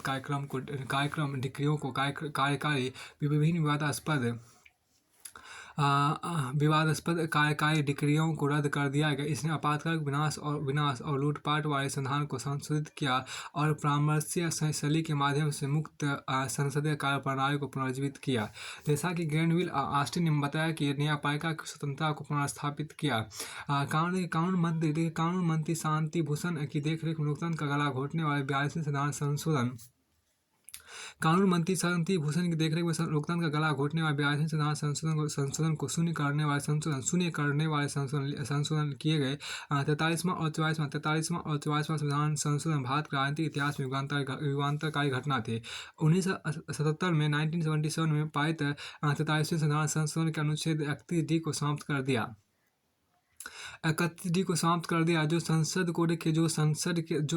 को राष्ट्र विरोधी गतिविधियां रोकने के कानून बनाने का विशेष अधिकार देता था। साथ ही कानूनों की संवैधानिक वैधता का परीक्षण करने के सर्वोच्च एवं उच्च न्यायालय के अधिकारों को पूर्ववत कर दिया गया। 1978 में देखिए यहाँ पर क्या 1978 में पारित 44 में देखिए यहाँ पर क्या 1978 में पारित 44वें संविधान संशोधन के अनुच्छेद 352 के तहत राष्ट्रीय आपात स्थिति लागू करने के आंतरिक अशांति के स्थान पर सशस्त्र विद्रोह आपको सशस्त्र विद्रोह शब्द का प्रयोग शामिल किया गया। आपात स्थिति संबंधी अन्य प्रावधानों में परिवर्तन लाया गया। इसके संपत्ति के अधिकार को मौलिक अधिकारों के भाग से हटाकर विधिक या कानूनी अधिकारों के श्रेणी में रख दिया गया। लोकसभा में विधानमंडल कार्यकाल पुनः 5 वर्ष कर दिया गया। उच्चतम न्यायालय को राष्ट्रपति उपराष्ट्रपति के निर्वाचन संबंधी विवाद को हल करने की अधिकारिता प्रदान की गई। उच्चतम न्यायालय को राष्ट्रपति उपराष्ट्रपति के निर्वाचन संबंधी विवादों को हल करने की अधिकारिता प्रदान की गई। अनुच्छेद 74 में उपबंध जोड़ा गया कि राष्ट्रपति मंत्रिपरिषद के किसी परामर्श पर साधारण रूप या अन्यथा पुनर्विचार करने की अपेक्षा करेगा और राष्ट्रपति से पुनर्विचार के पश्चात दिए गए परामर्श के अनुसार कार्य करेगा। इस संशोधन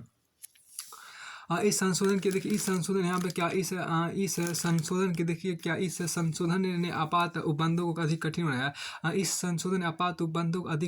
इसने प्रावधान किया कि अब मंत्रिमंडल के लिखित परामर्श की आवश्यकता होगी और केवल प्रधानमंत्री राष्ट्रपति के समक्ष आपात घोषणा नहीं कर सकेगा। संसद के पुनः सत्र होने संसद के पुनः सत्र होने के एक माह के भीतर उद्घोषणा का अनुमोदन कराया जाएगा और यह भी 2/3 बहुमत से होगा। प्रत्येक सीमा पर इसके आगे बढ़ाने की संसदीय मत की आवश्यकता होगी। लोकसभा के 1/10 सदस्यों द्वारा आपातकाल समाप्त करने के उद्देश्य राष्ट्रपति से निवेदन करने के लोकसभा का विशेष सत्र आहूत किया जाएगा और इसमें समान बहुमत द्वारा ऐसा किया जा सकेगा। इस संशोधन में यह भी शामिल किया आपातकाल के दौरान भी अनुच्छेद 20 और 21 को निलंबित नहीं किया जा सकेगा, जबकि अन्य मौलिक अधिकार स्वतः निलंबित नहीं होंगे, अपितु इसके लिए राष्ट्रपति के पृथक आदेश की आवश्यकता होगी। सबसे महत्वपूर्ण बात यह थी कि आपात उपबंधों को न्यायालय में चुनौती दी जा सकेगी। आर्थिक मतभेद के यहाँ पर जनता पार्टी को एकल विचारधारा थी। इसके सदस्यों प्रसिद्ध समाजवादी व्यापार संघों के नेता और व्यापार व्यवसाय हितैषी नेता शामिल थे। इसने महत्वपूर्ण आर्थिक सुधारों की उपलब्धि को जटिल बना दिया। चरण सिंह महत्वपूर्ण स्थिति में थे और यह जरूरी था कि कृषि और ग्रामीण क्षेत्र को महत्व प्राप्त हो। देखिए यहाँ पर क्या छठी पंचवर्षीय देखिए छठी पंचवर्षीय योजना इसकी समाप्ति 1978 से 1983 थी, लेकिन 1980 में शासन में परिवर्तन होने के कारण इसमें कटौती की गई। को सरकार द्वारा पांचवी पंचवर्षीय योजना की समावधि में कटौती करके प्रारंभ किया गया, जिसका उद्देश्य कृषि उत्पादन और ग्रामीण उद्योगों को गति प्रदान करना था। इसे रोलिंग प्लान कहा गया। रोलिंग प्लान में नियोजन 3 स्तरों पर होता है। पहला चालू वित्त वर्ष के लिए जैसा कि वार्षिक बजट द्वारा निर्धारित किया गया हो। दूसरा योजना थोड़ी लंबी अवधि के लिए निर्धारित की जाती है, जिसमें आर्थिक और राजनीतिक स्थितियों की आवश्यकता अनुसार प्राथमिकताओं में परिवर्तन किया जा सकता है। और तीसरा एक परिदृश्य नियोजन जो 10 या 15 या 20 वर्षों के लिए हो। इसमें वार्षिक समीक्षा के अनुसार समय समय पर संशोधित करने के लिए किसी प्रकार के निश्चित लक्ष्य एवं तारीख नहीं होती, जबकि समायोजन एवं लोचशीलता इस प्रकार के नियोजन का सकारात्मक पहलू होता है। इसमें एक बड़ी कमी वह होती है कि लक्ष्यों को प्राप्त करना मुश्किल होता है, जैसा कि इनमें परिवर्तन हो सकता है। कट्टर समाजवादी जॉर्ज फर्नांडीज को उद्योग मंत्री बनने के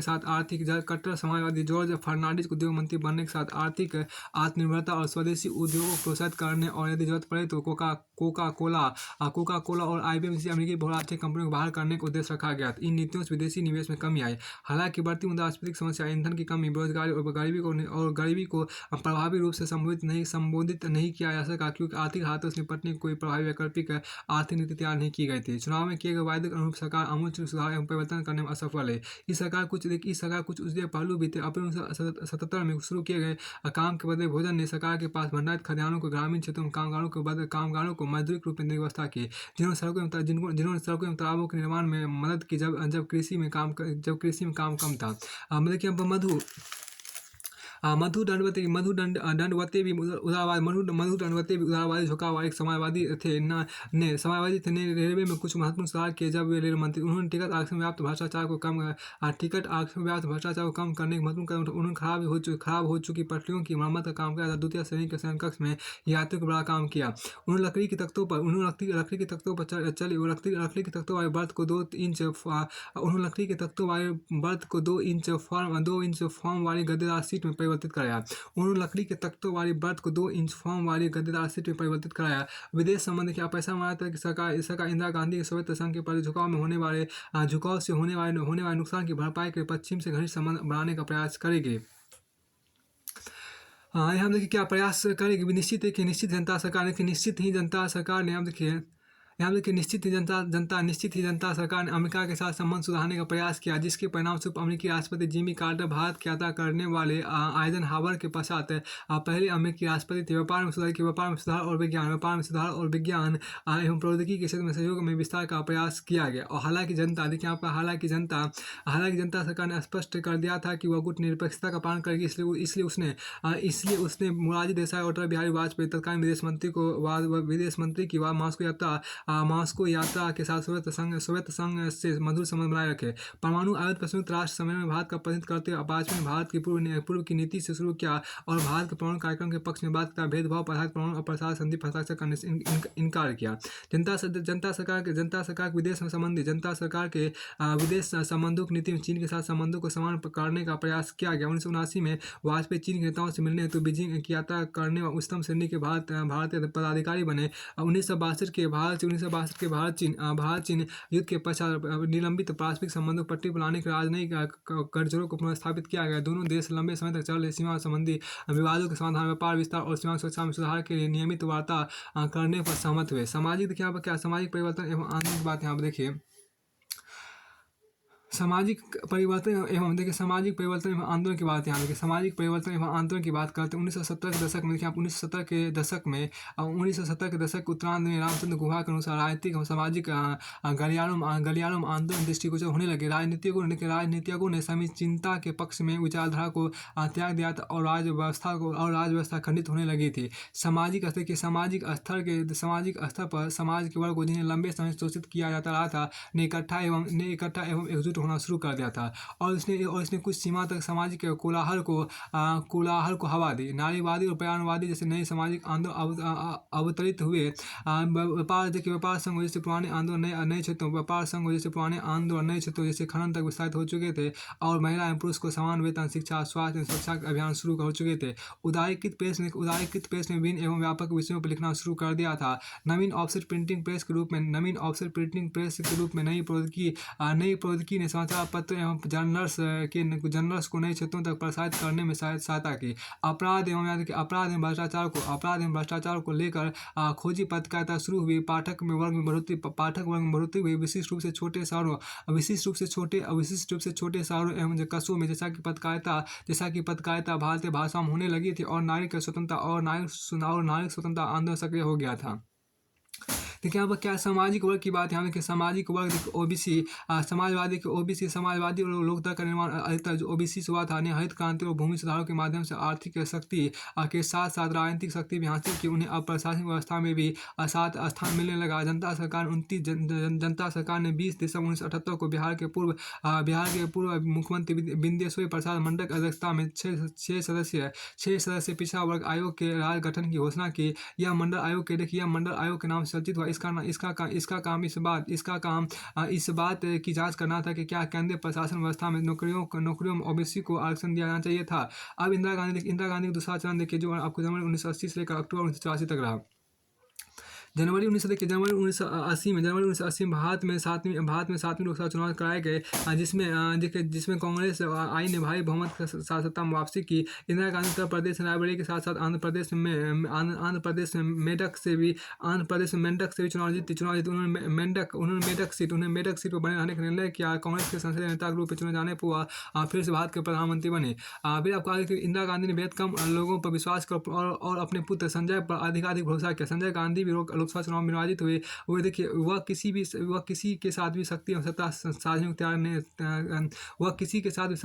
साझे करने को तैयार नहीं थे। लेकिन जून 1980 में संजय की मृत्यु हो गई। जब वह प्लेन में करतब करने की कोशिश कर रहे थे और उन्होंने प्लेन पर नियंत्रण खो दिया। राजीव गांधी इंदिरा के बड़े बेटे जो एक एयरलाइन पायलट थे और जिन्हें राजनीति का कोई अनुभव नहीं था, को अनिच्छुक रूप से राजनीति में आने के लिए बाद किया गया। जल्द ही वो अमेठी लोकसभा सीट से निर्वाचित हो गया। अधिकतर लोग जानते थे कि वह ऊपरी तौर पर कांग्रेस नेतृत्व में थे। देखिए अर्थव्यवस्था की बात देखिए यहाँ पर इंदिरा गांधी अर्थव्यवस्था पर अविलंब ध्यान दिया। जनता सरकार चलाई गई छठी पंचवर्षीय योजना की समयावधि कम करके एक नई छठी पंचवर्षीय योजना 1980-1985 शुरू की गई। नई छठी पंचवर्षीय योजना के उद्देश्य मुख्यतः बढ़ती आर्थिक वृद्धि और औद्योगिकरण पर ध्यान देना और गरीबी एवं बेरोजगारी को कम करना था। आर्थिक और तकनीकी आत्मनिर्भरता के पात्र तो आधुनिकीकरण। देखिए आपको आधुनिकीकरण के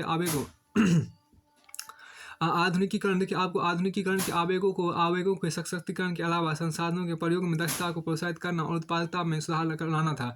निर्धारित समय के भीतर राष्ट्रीय रूप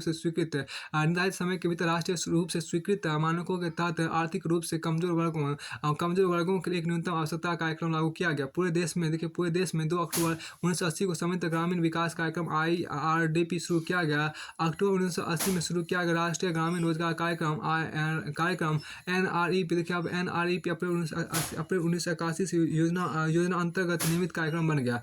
1982 में को शिवारमन समिति की अनुशंसा पर ग्रामीण क्षेत्र के विकास के लिए राष्ट्रीय कृषि एवं ग्रामीण विकास बैंक नाबार्ड की स्थापना की गई। बाद 1982 सरकार के ऑपरेशन फॉरवर्ड के शुरू होने के साथ छठी योजना को आर्थिक उदारीकरण की दिशा में पहला कदम उठाने के तौर पर देखा गया। देखिए सुधार हेतु पहले सजग प्रयास थे, लेकिन इसके लेकिन इनके अधिक प्रभावी होने को लेकर चिंताएं भी अधिक थी। इंदिरा गांधी बहुराष्ट्रीय कंपनियों द्वारा भारत की आत्मनिर्भरता को छीन करने को लेकर चिंतित थी। छठी योजना के अनुसार देश के पारिस्थितिकी एवं पर्यावरणीय पहलू में सुधार पर भी ध्यान दिया गया था। यह गौरतलब है कि इंदिरा गांधी 1972 में आयोजित प्रथम पर्यावरण पर संयुक्त राष्ट्र सम्मेलन में भाग लिया और संबोधित किया। प्रधानमंत्री तौर पर अपने पूर्व के कार्यकाल उन्होंने वन्य जीव संरक्षण अधिनियम 1972 और जल प्रदूषण की रोकथाम एवं नियंत्रण अधिनियम 1974 का क्रियान्वयन कराया। वन्य जीव संरक्षण अधिनियम ने वन्य जीव अभ्यारण्य और राष्ट्रीय उद्यानों के तहत 1977 में प्रोजेक्ट टाइगर के आरंभ को सुसाध्य बनाया। अब उनके दूसरी बार सत्ता में आने पर वन संरक्षण अधिनियम 1980 और वायु प्रदूषण की रोकथाम नियंत्रण अधिनियम 1981 से लागू कराया गया। अब विदेश संबंध तमिल समस्या देखिए।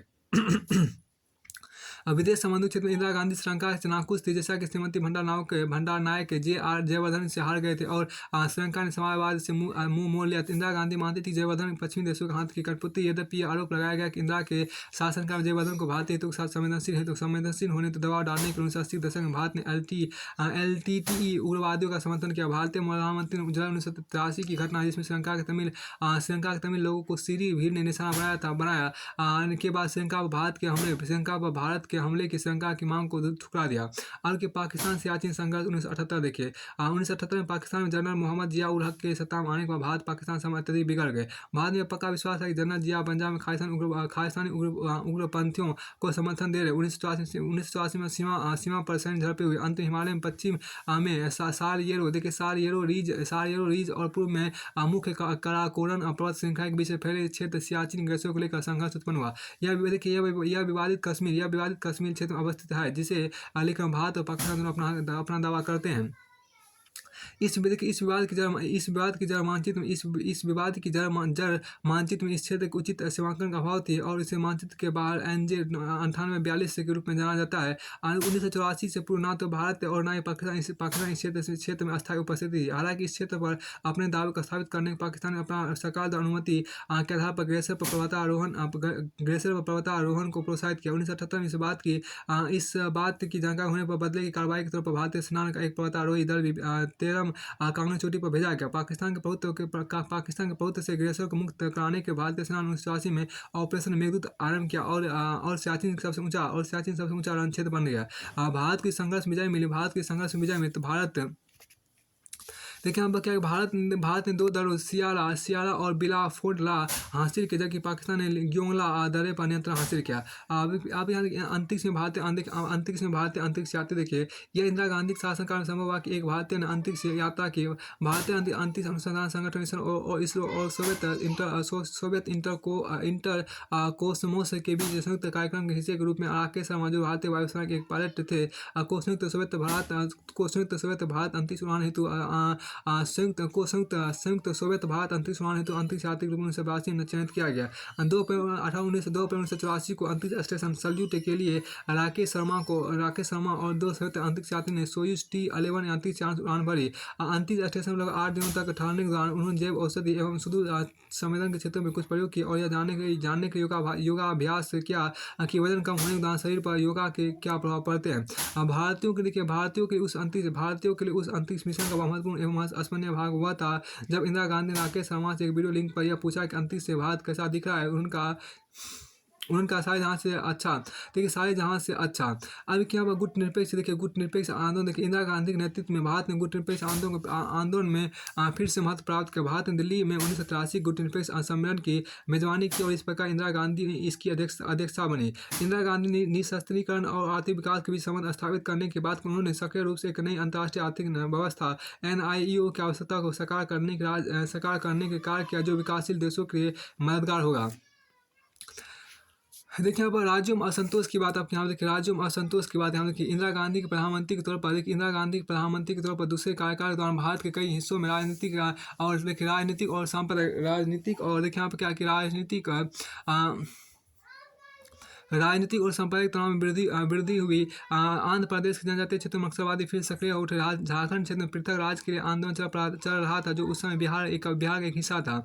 मध्य प्रदेश और उत्तर प्रदेश में पृथक राज्य के लिए आंदोलन चलाए जा रहे थे। नागालैंड में भारत से अलग होने के विचार के साथ उग्रवाद ने फिर से अपना सिर उठा लिया था और मुइवा के नेतृत्व में उन्होंने national socialist council of Nagaland NSCN का गठन किया और इस उद्देश्य की प्राप्ति के लिए कश्मीर के अलगाववादियों तथा सिख उदारवादियों के साथ मिलकर काम किया। राज्यों के अधिक स्वायत्तता के लिए भी आंदोलन चल रहे थे, यद्यपि ये राज्य भारत संघ से पृथक होने की इच्छा नहीं रखते थे। सर्वाधिक गंभीर कुलाहल एवं अशांति असम में हुई, जहां ऑल असम स्टूडेंट यूनियन ने इस बात पर दबाव डाला कि बंगाली लोगों का असम राज्य से बाहर कर दिया जाए, जैसा कि उन्हें डर था कि राज्य में बंगाली लोग सांस्कृतिक रूप से प्रभुत्व की स्थिति में आ जाएंगे। आंध्र प्रदेश में NT रामाराव, एक प्रसिद्ध फिल्म अभिनेता के नेतृत्व में 1982 में एक नई राजनीतिक पार्टी उदय हुआ। तेलुगु देशम पार्टी ने तेलुगु भाषी लोगों का सम्मान की आवाज उठाई और हर वर्ष के अंत में उनकी पार्टी राज्य विधानसभा चुनाव में विजयी हुई और सत्ता में आई।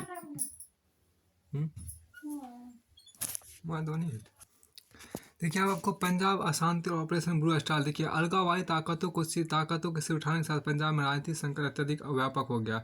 वस्तुतः इस संकट में कई परतें थी। पंजाब में अधिक स्वायत्तता की तीखी मांग हो रही थी। अधिकतर सिख अपने पृथक धर्म के संदर्भ में स्वयं को देखने लगे थे कि एक सिख राजनीतिक दल अकाली बिना केंद्रीय हस्तक्षेप के मुक्त रूप से राज्य प्रशासन नहीं कर सकते। उन्होंने लंबे समय तक स्वयं के एक राज्य के लिए प्रतीक्षा की, लेकिन चंडीगढ़ अभी भी हरियाणा के साथ साझा करना पड़ रहा था। नदी जल के बंटवारे को लेकर भी समस्या थी। 1977 अकालियों ने आनंदपुर प्रस्ताव प्रस्तुत किया, जिसमें एक स्तर पर अधिक स्वायत्तता की मांग की गई थी और दूसरे स्तर पर सिख राष्ट्र शब्द का प्रयोग किया गया था, जिसने भारतीय संघ से अलग होने का अर्थ प्रस्तुत किया। सिख राष्ट्र शब्द का प्रयोग किया गया जिसने भारतीय संघ से अलग होने का अर्थ प्रस्तुत किया। अकालियों ने आपको निरकारी सिखों का विरोध किया, जिन्हें वे धर्म विरोधी मानते थे। देखिए अकालियों ने निरकारी सिखों का विरोध किया, जिन्हें वे धर्म विरोधी मानते थे। इस संदर्भ में जनरल सिंह भिंडरेवाला को उदय हुआ। एक पुजारी संत तथा दमदमी टकसाल मुखिया के तौर पर उसने जोरदार तरीके से निरकारियों के विरुद्ध बोला। उसने यह भी कहा कि स्वतंत्र भारत में वे दास की तरह और हिंदुओं तथा आधुनिक सिख का उपहास। ऐसा कहा गया कि अकालियों के विरुद्ध भिंडरवाला को स्वयं कांग्रेस ने खड़ा किया। यदि ऐसा हुआ था तो वह बेकाबू दानव बन गया था और जल्द उसने अपनी अलग छवि बना ली थी। उसने बड़ी संख्या में अनुगामी भी बन गए थे। उसके बड़ी संख्या में अनुगामी भी बन गए थे। 1980 में अकालियों को एक बड़ा धक्का लगा जब वे सत्ता से बाहर हो गए और राज्य में कांग्रेस सत्ता में आ गए।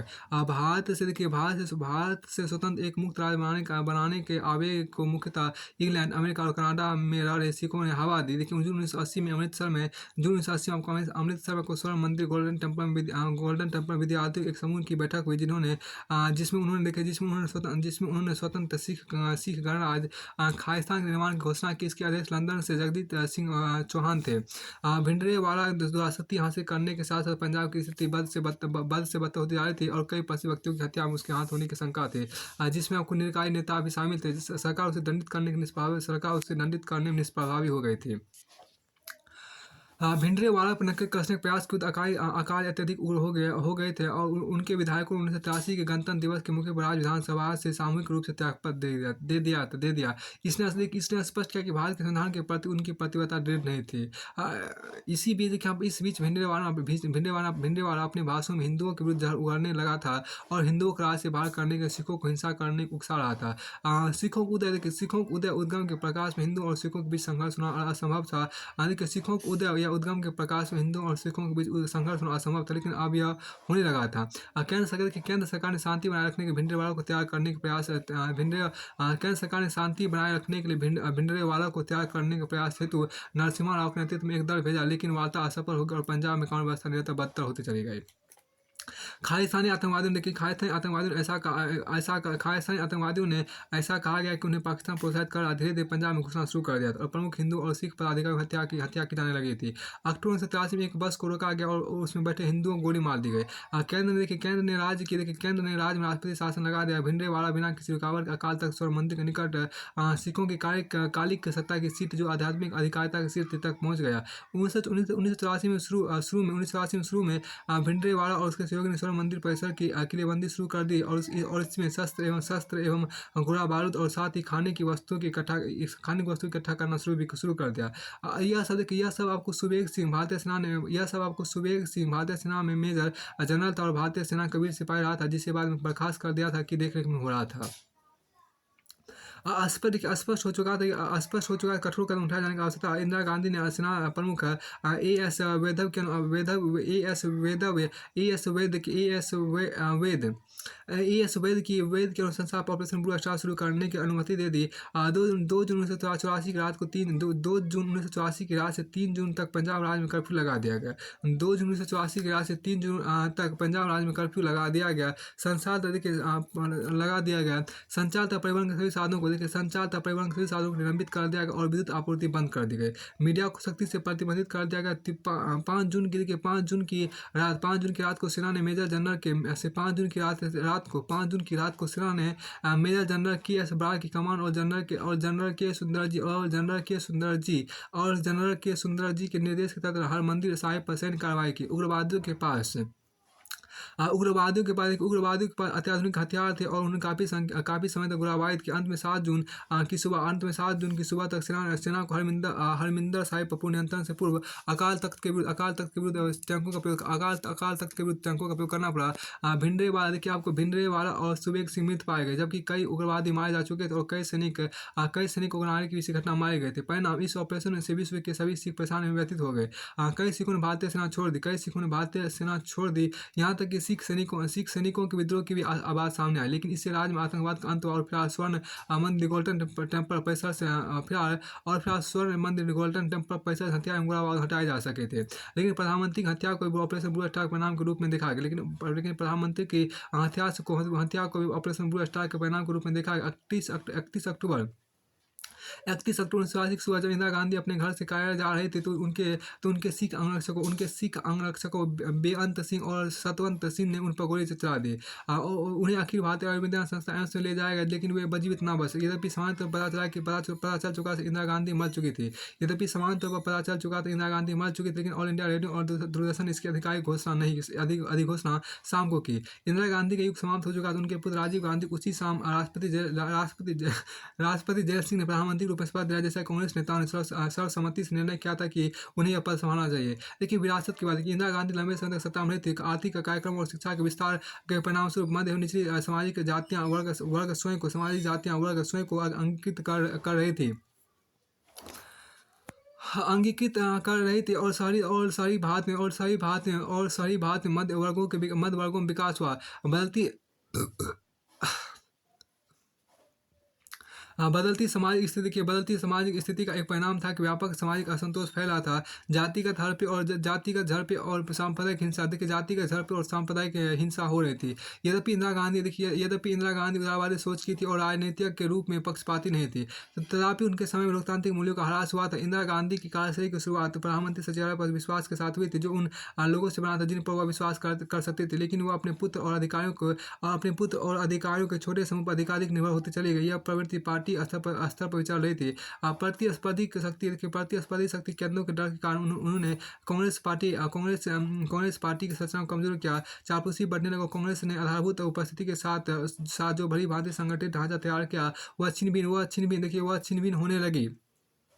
वह छिनभिन होने लगा था। पार्टी को संगठित रखने के लिए गांधी परिवार का एक सदस्य जरूरी हो गया। विचारधारा और राजनीतिक आधार नहीं रह गई। यह बात अन्य पार्टियों के मामले में भी सत्य थी। भ्रष्टाचार में व्यापक बढ़ोतरी हुई और व्यक्तिगत लाभों एवं हितों के लिए राज्य के सरकारी तंत्र का अधिकाधिक इस्तेमाल किया जाने लगा। इंदिरा गांधी का बाह्य आक्रमण के सम्मुख धैर्य एवं आत्मबल और स्पष्टवादिता प्रशंसनीय थी। उन्होंने स्पष्ट किया कि भारत डरने वाला नहीं है और विश्व मानचित्र भारत को सम्मान एवं महत्व दिलाया। अब यहाँ देखिए राजीव गांधी का प्रधानमंत्रित्व काल अक्टूबर 1984 से लेकर दिसंबर 1989 तक आपको यहाँ पर देखिए यहाँ पर क्या है कि प्रधानमंत्री पद संभालने से ही, देखिए प्रधानमंत्री पद संभालने से ही समस्याओं की शुरुआत अपनी मां इंदिरा गांधी की 31 अक्टूबर 1984 को हत्या हो जाने के पश्चात राजीव गांधी को प्रधानमंत्री नियुक्त किया गया। प्रधानमंत्री पद संभालने के साथ ही घरेलू मोर्चे पर उन्हें बड़ी समस्या का सामना करना पड़ा। सिख विरोधी, देखिए सिख विरोधी दंगे की बात यहाँ देखिए, जैसे ही इंदिरा गांधी की मृत्यु की खबर फैली, लोगों का गुस्सा फूट पड़ा और हिंसा की छिड़प घटना होने लगी। शायद यह परिस्थितियों को लेकर स्वाभाविक प्रतिक्रिया थी, लेकिन जैसे उनके पार्थिव शरीर को तीन मूर्ति भवन प्रधानमंत्री के रूप में नेहरू का आवास में दर्शनों के रखा गया, छिड़प घटना अधिक व्यापक और तीव्र हो गई।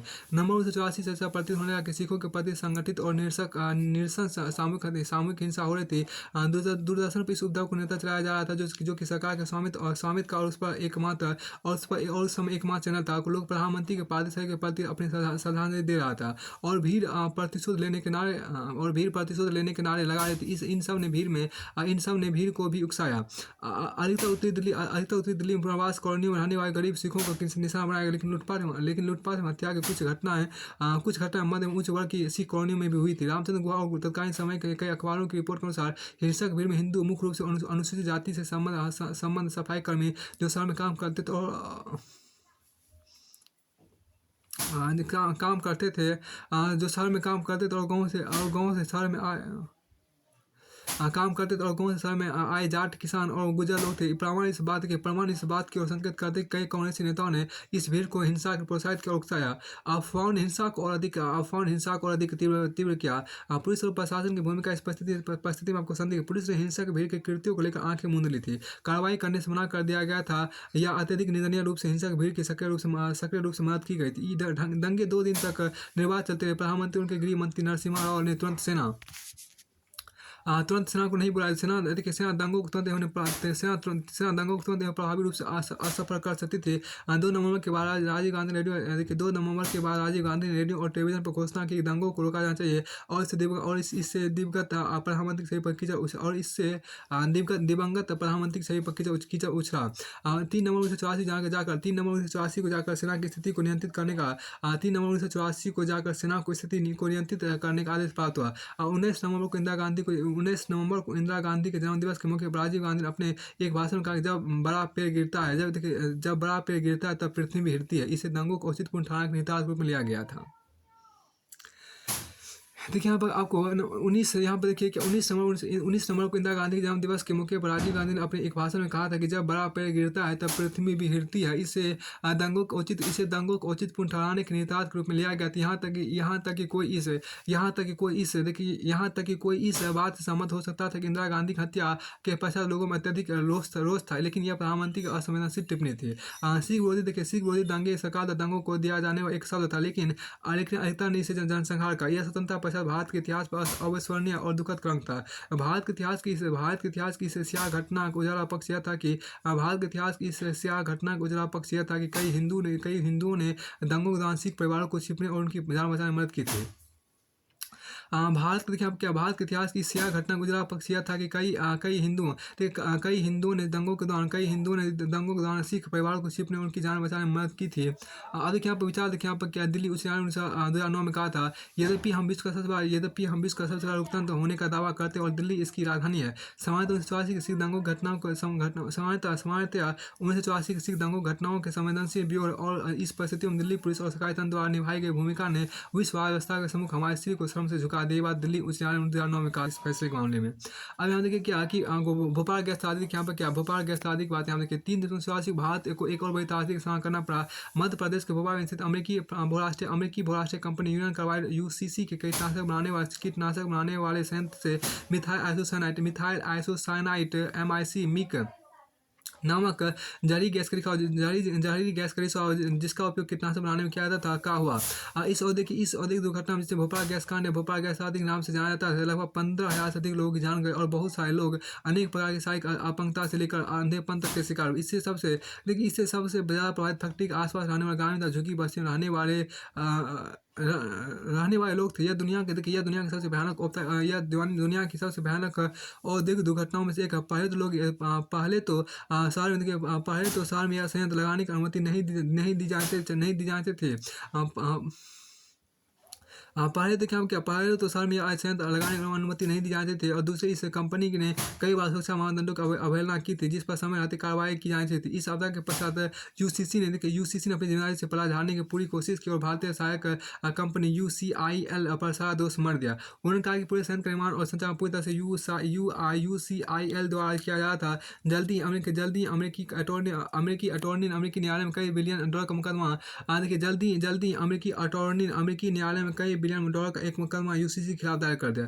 त्रासदी के मानवीय निहितार्थ और नेपथ्य में धकेले जा चुके प्रभावित लोगों पर इसके असर को लेकर कानूनी राय और बहस चालू हो चुकी थी। मार्च 1985 में भारत सरकार ने भोपाल गैस लीक आपदा अधिनियम लागू किया, ताकि इस दुर्घटना से उपजे दावों के तीव्र एवं समानतापूर्ण निपटारे को सुनिश्चित किया जा सके। अधिनियम के अनुसार सरकार पूरे विश्व में कहीं भी पीड़ितों के एकमात्र प्रतिनिधि बन गई।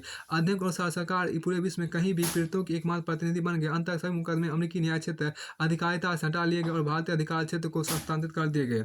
अभी आपको आगे यहाँ पर देखिए, आप पेज ये आपको हटा हुआ है, इसको देखिए फिर आपको यहाँ पर देखिए क्या अंत सभी मुकदमे अमेरिकी न्याय क्षेत्र अधिकारिता से हटा लिए गए और भारतीय अधिकार क्षेत्र को हस्तांतरित कर दिया गया। भारत के सर्वोच्च न्यायालय के अंतर्गत चलने वाले इस मामले में यूसीसी समस्त निपटारे के भारत सरकार को पीड़ित दावेदारों को देने के लिए 470 मिलियन डॉलर अदा करने पर सहमत हो गए। दे देन राशि दावेदारों की संख्या आधारित थी, जबकि वास्तविक संख्या कहीं अधिक थी।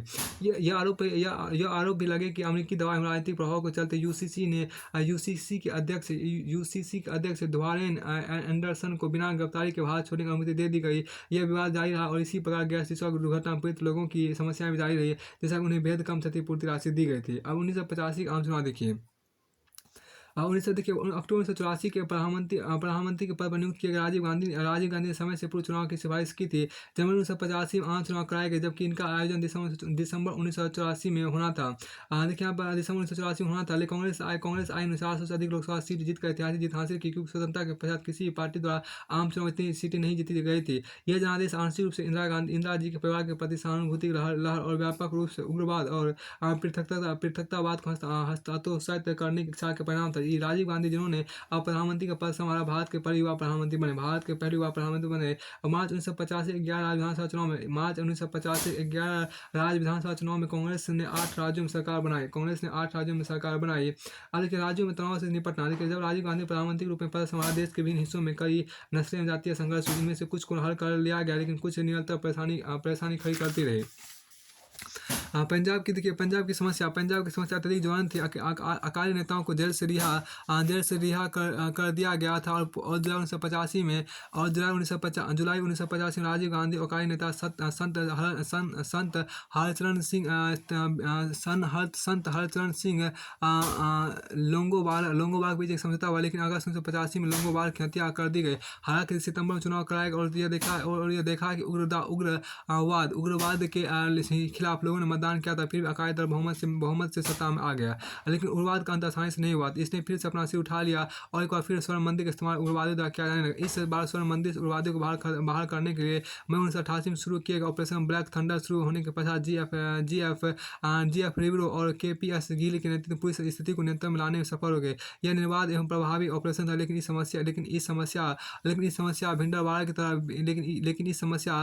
समय भिंडरवाड़ा की तरह लोगों की भावनाओं को भड़काने वाला कोई करिश्माई नेता नहीं था। अभी भी उग्रवाद पूरी तरह समाप्त नहीं हुआ था। अभी तो कुछ समय के लिए शांत हुआ था। चंडीगढ़ का मामला निरंतर तुर पकड़ रहा था। बाहरी लोगों के राज्य में आने को लेकर 1970 और 1980 के दशकों में असम में विरोध प्रदर्शन हिंसक रूप ले लिया था। राजीव गांधी और असम स्टूडेंट यूनियन ASAASU ने 15 अगस्त 1950 एक समझौते पर हस्ताक्षर किए। राज्य से राष्ट्रपति शासन हटा लिया गया और दिसंबर 1985 में चुनाव कराए गए। ASU आसू राजनीतिक दल बन गया और इसका नाम असम गण परिषद रखा गया। जिसने चुनाव में हिस्सा लिया, इसने कांग्रेस को बहुत पीछे छोड़ दिया, भारी विजय प्राप्त की। मिजो लोगों और केंद्र के बीच 1986 में एक और समझौता हुआ, जिसके तहत मिजो विद्रोही ने अपने हथियार डाल दिए। मिजोरम को राज्य का दर्जा प्रदान किया गया। लालडेंगा शुरुआत में भारत से अलग होने के लिए विद्रोही नेता थे, लेकिन के नेतृत्व में मिजो नेशनल फ्रंट विजय प्राप्त कर मिजोरम जो फरवरी 1987 में भारत का 23वां राज्य बना के मुख्यमंत्री बने। हालांकि देश के अन्य हिस्सों में साथ ही साथ बाद में कुछ राज्यों में फिर से समस्या उत्पन्न हुई। सुभाष धिसिंग के नेतृत्व में गोरखा और नेशनल लिबरेशन फ्रंट ने पश्चिम बंगाल के दार्जिलिंग जिले में नेपाली भाषी लोगों के हितों का प्रतिनिधित्व किया और अपने लिए एक पृथक राज्य की मांग की। राजीव गांधी से मुलाकात के पश्चात धिसिंग ने एक स्वायत्त जिला परिषद के दर्जे को स्वीकार करने हेतु मान गए। त्रिपुरा आदिवासी और बंगालियों जो विभाजन के पश्चात राज्य में आ गए थे के बीच विरोध प्रदर्शन और झड़पों से आहत था। यहाँ तक कि त्रिपुरा आदिवासी और बंगालियों जो विभाजन के पश्चात राज्य में आ गए थे के बीच विरोध प्रदर्शन और झड़पों से आहत था। त्रिपुरा नेशनल वॉलंटियर्स TNV ने अपहरण और हत्या करके नागरिकों और पुलिस को आतंकवादी गतिविधियों द्वारा डालने का प्रयास किया। अगस्त 1988 में एक MOU पर हस्ताक्षर किए गए जिसके तहत TNV ने हिंसा और पृथक देश की मांग को छोड़ दिया और भारत के संविधान के अंतर्गत त्रिपुरा की सभी समस्याओं को शांतिपूर्ण समाधान हेतु बातचीत का रास्ता अपनाया। भारत सरकार इस बात पर सहमत हुई कि राज्य विधानसभा आदिवासियों की अधिक सीट बढ़ाई जानी तथा कुछ अधिक गाँव को स्वायत्त आदिवासी परिषद के अंतर्गत लाया जाना था। केंद्र त्रिपुरा सरकार और TNV की बीच वार्ता के माध्यम से आत्मसमर्पण की शर्तों का एक खाका तैयार किया गया। हालांकि समस्याओं का पूरी तरह अंत नहीं हुआ था। असम में स्थानीय असमिया के खिलाफ बोडो आदिवासियों के नेतृत्व में हिंसक विरोध प्रदर्शन किया गया। इसकी कमान ऑल बोडो स्टूडेंट यूनियन को सौंपी गई थी। समस्याओं के समाधान के कुछ प्रस्ताव भविष्य में कुछ वर्ष बाद रखे गए थे। जम्मू एवं कश्मीर एक अलग प्रकार की समस्या उत्पन्न हो गई। शेख अब्दुल्ला की मृत्यु पश्चात उनके पुत्र फारूक अब्दुल्ला मुख्यमंत्री बने, लेकिन इंदिरा गांधी ने उन्हें हटा दिया। अब राजीव गांधी के साथ कांग्रेस और नेशनल कॉन्फ्रेंस ने मिलकर 1986 में जम्मू कश्मीर गठबंधन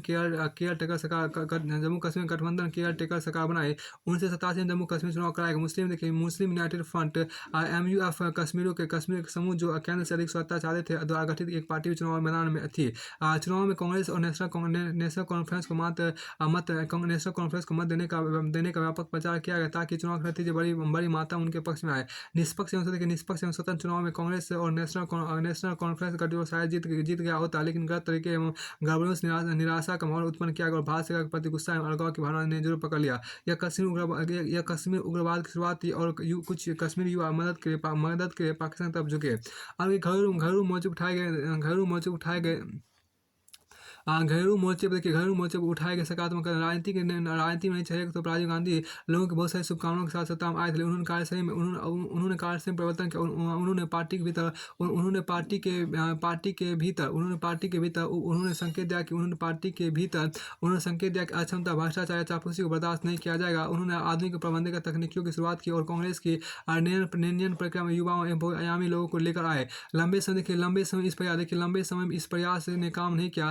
कांग्रेस संस्कृति ने अपनी मजबूत स्थिति बना ली थी। यहाँ तक कि युवा ब्रिगेड जिसने नई आशा के साथ काम शुरू किया तो पुराने रंग एवं ढंग में रंग गया। तो उन्होंने लाल पिताशाही में भी कमी करने का प्रयास किया और प्रशासन को अधिक जनहितैषी बनाया और इसकी कठोरता में कमी की। आपके दल बदल विरोधी कानून यहाँ देखिए।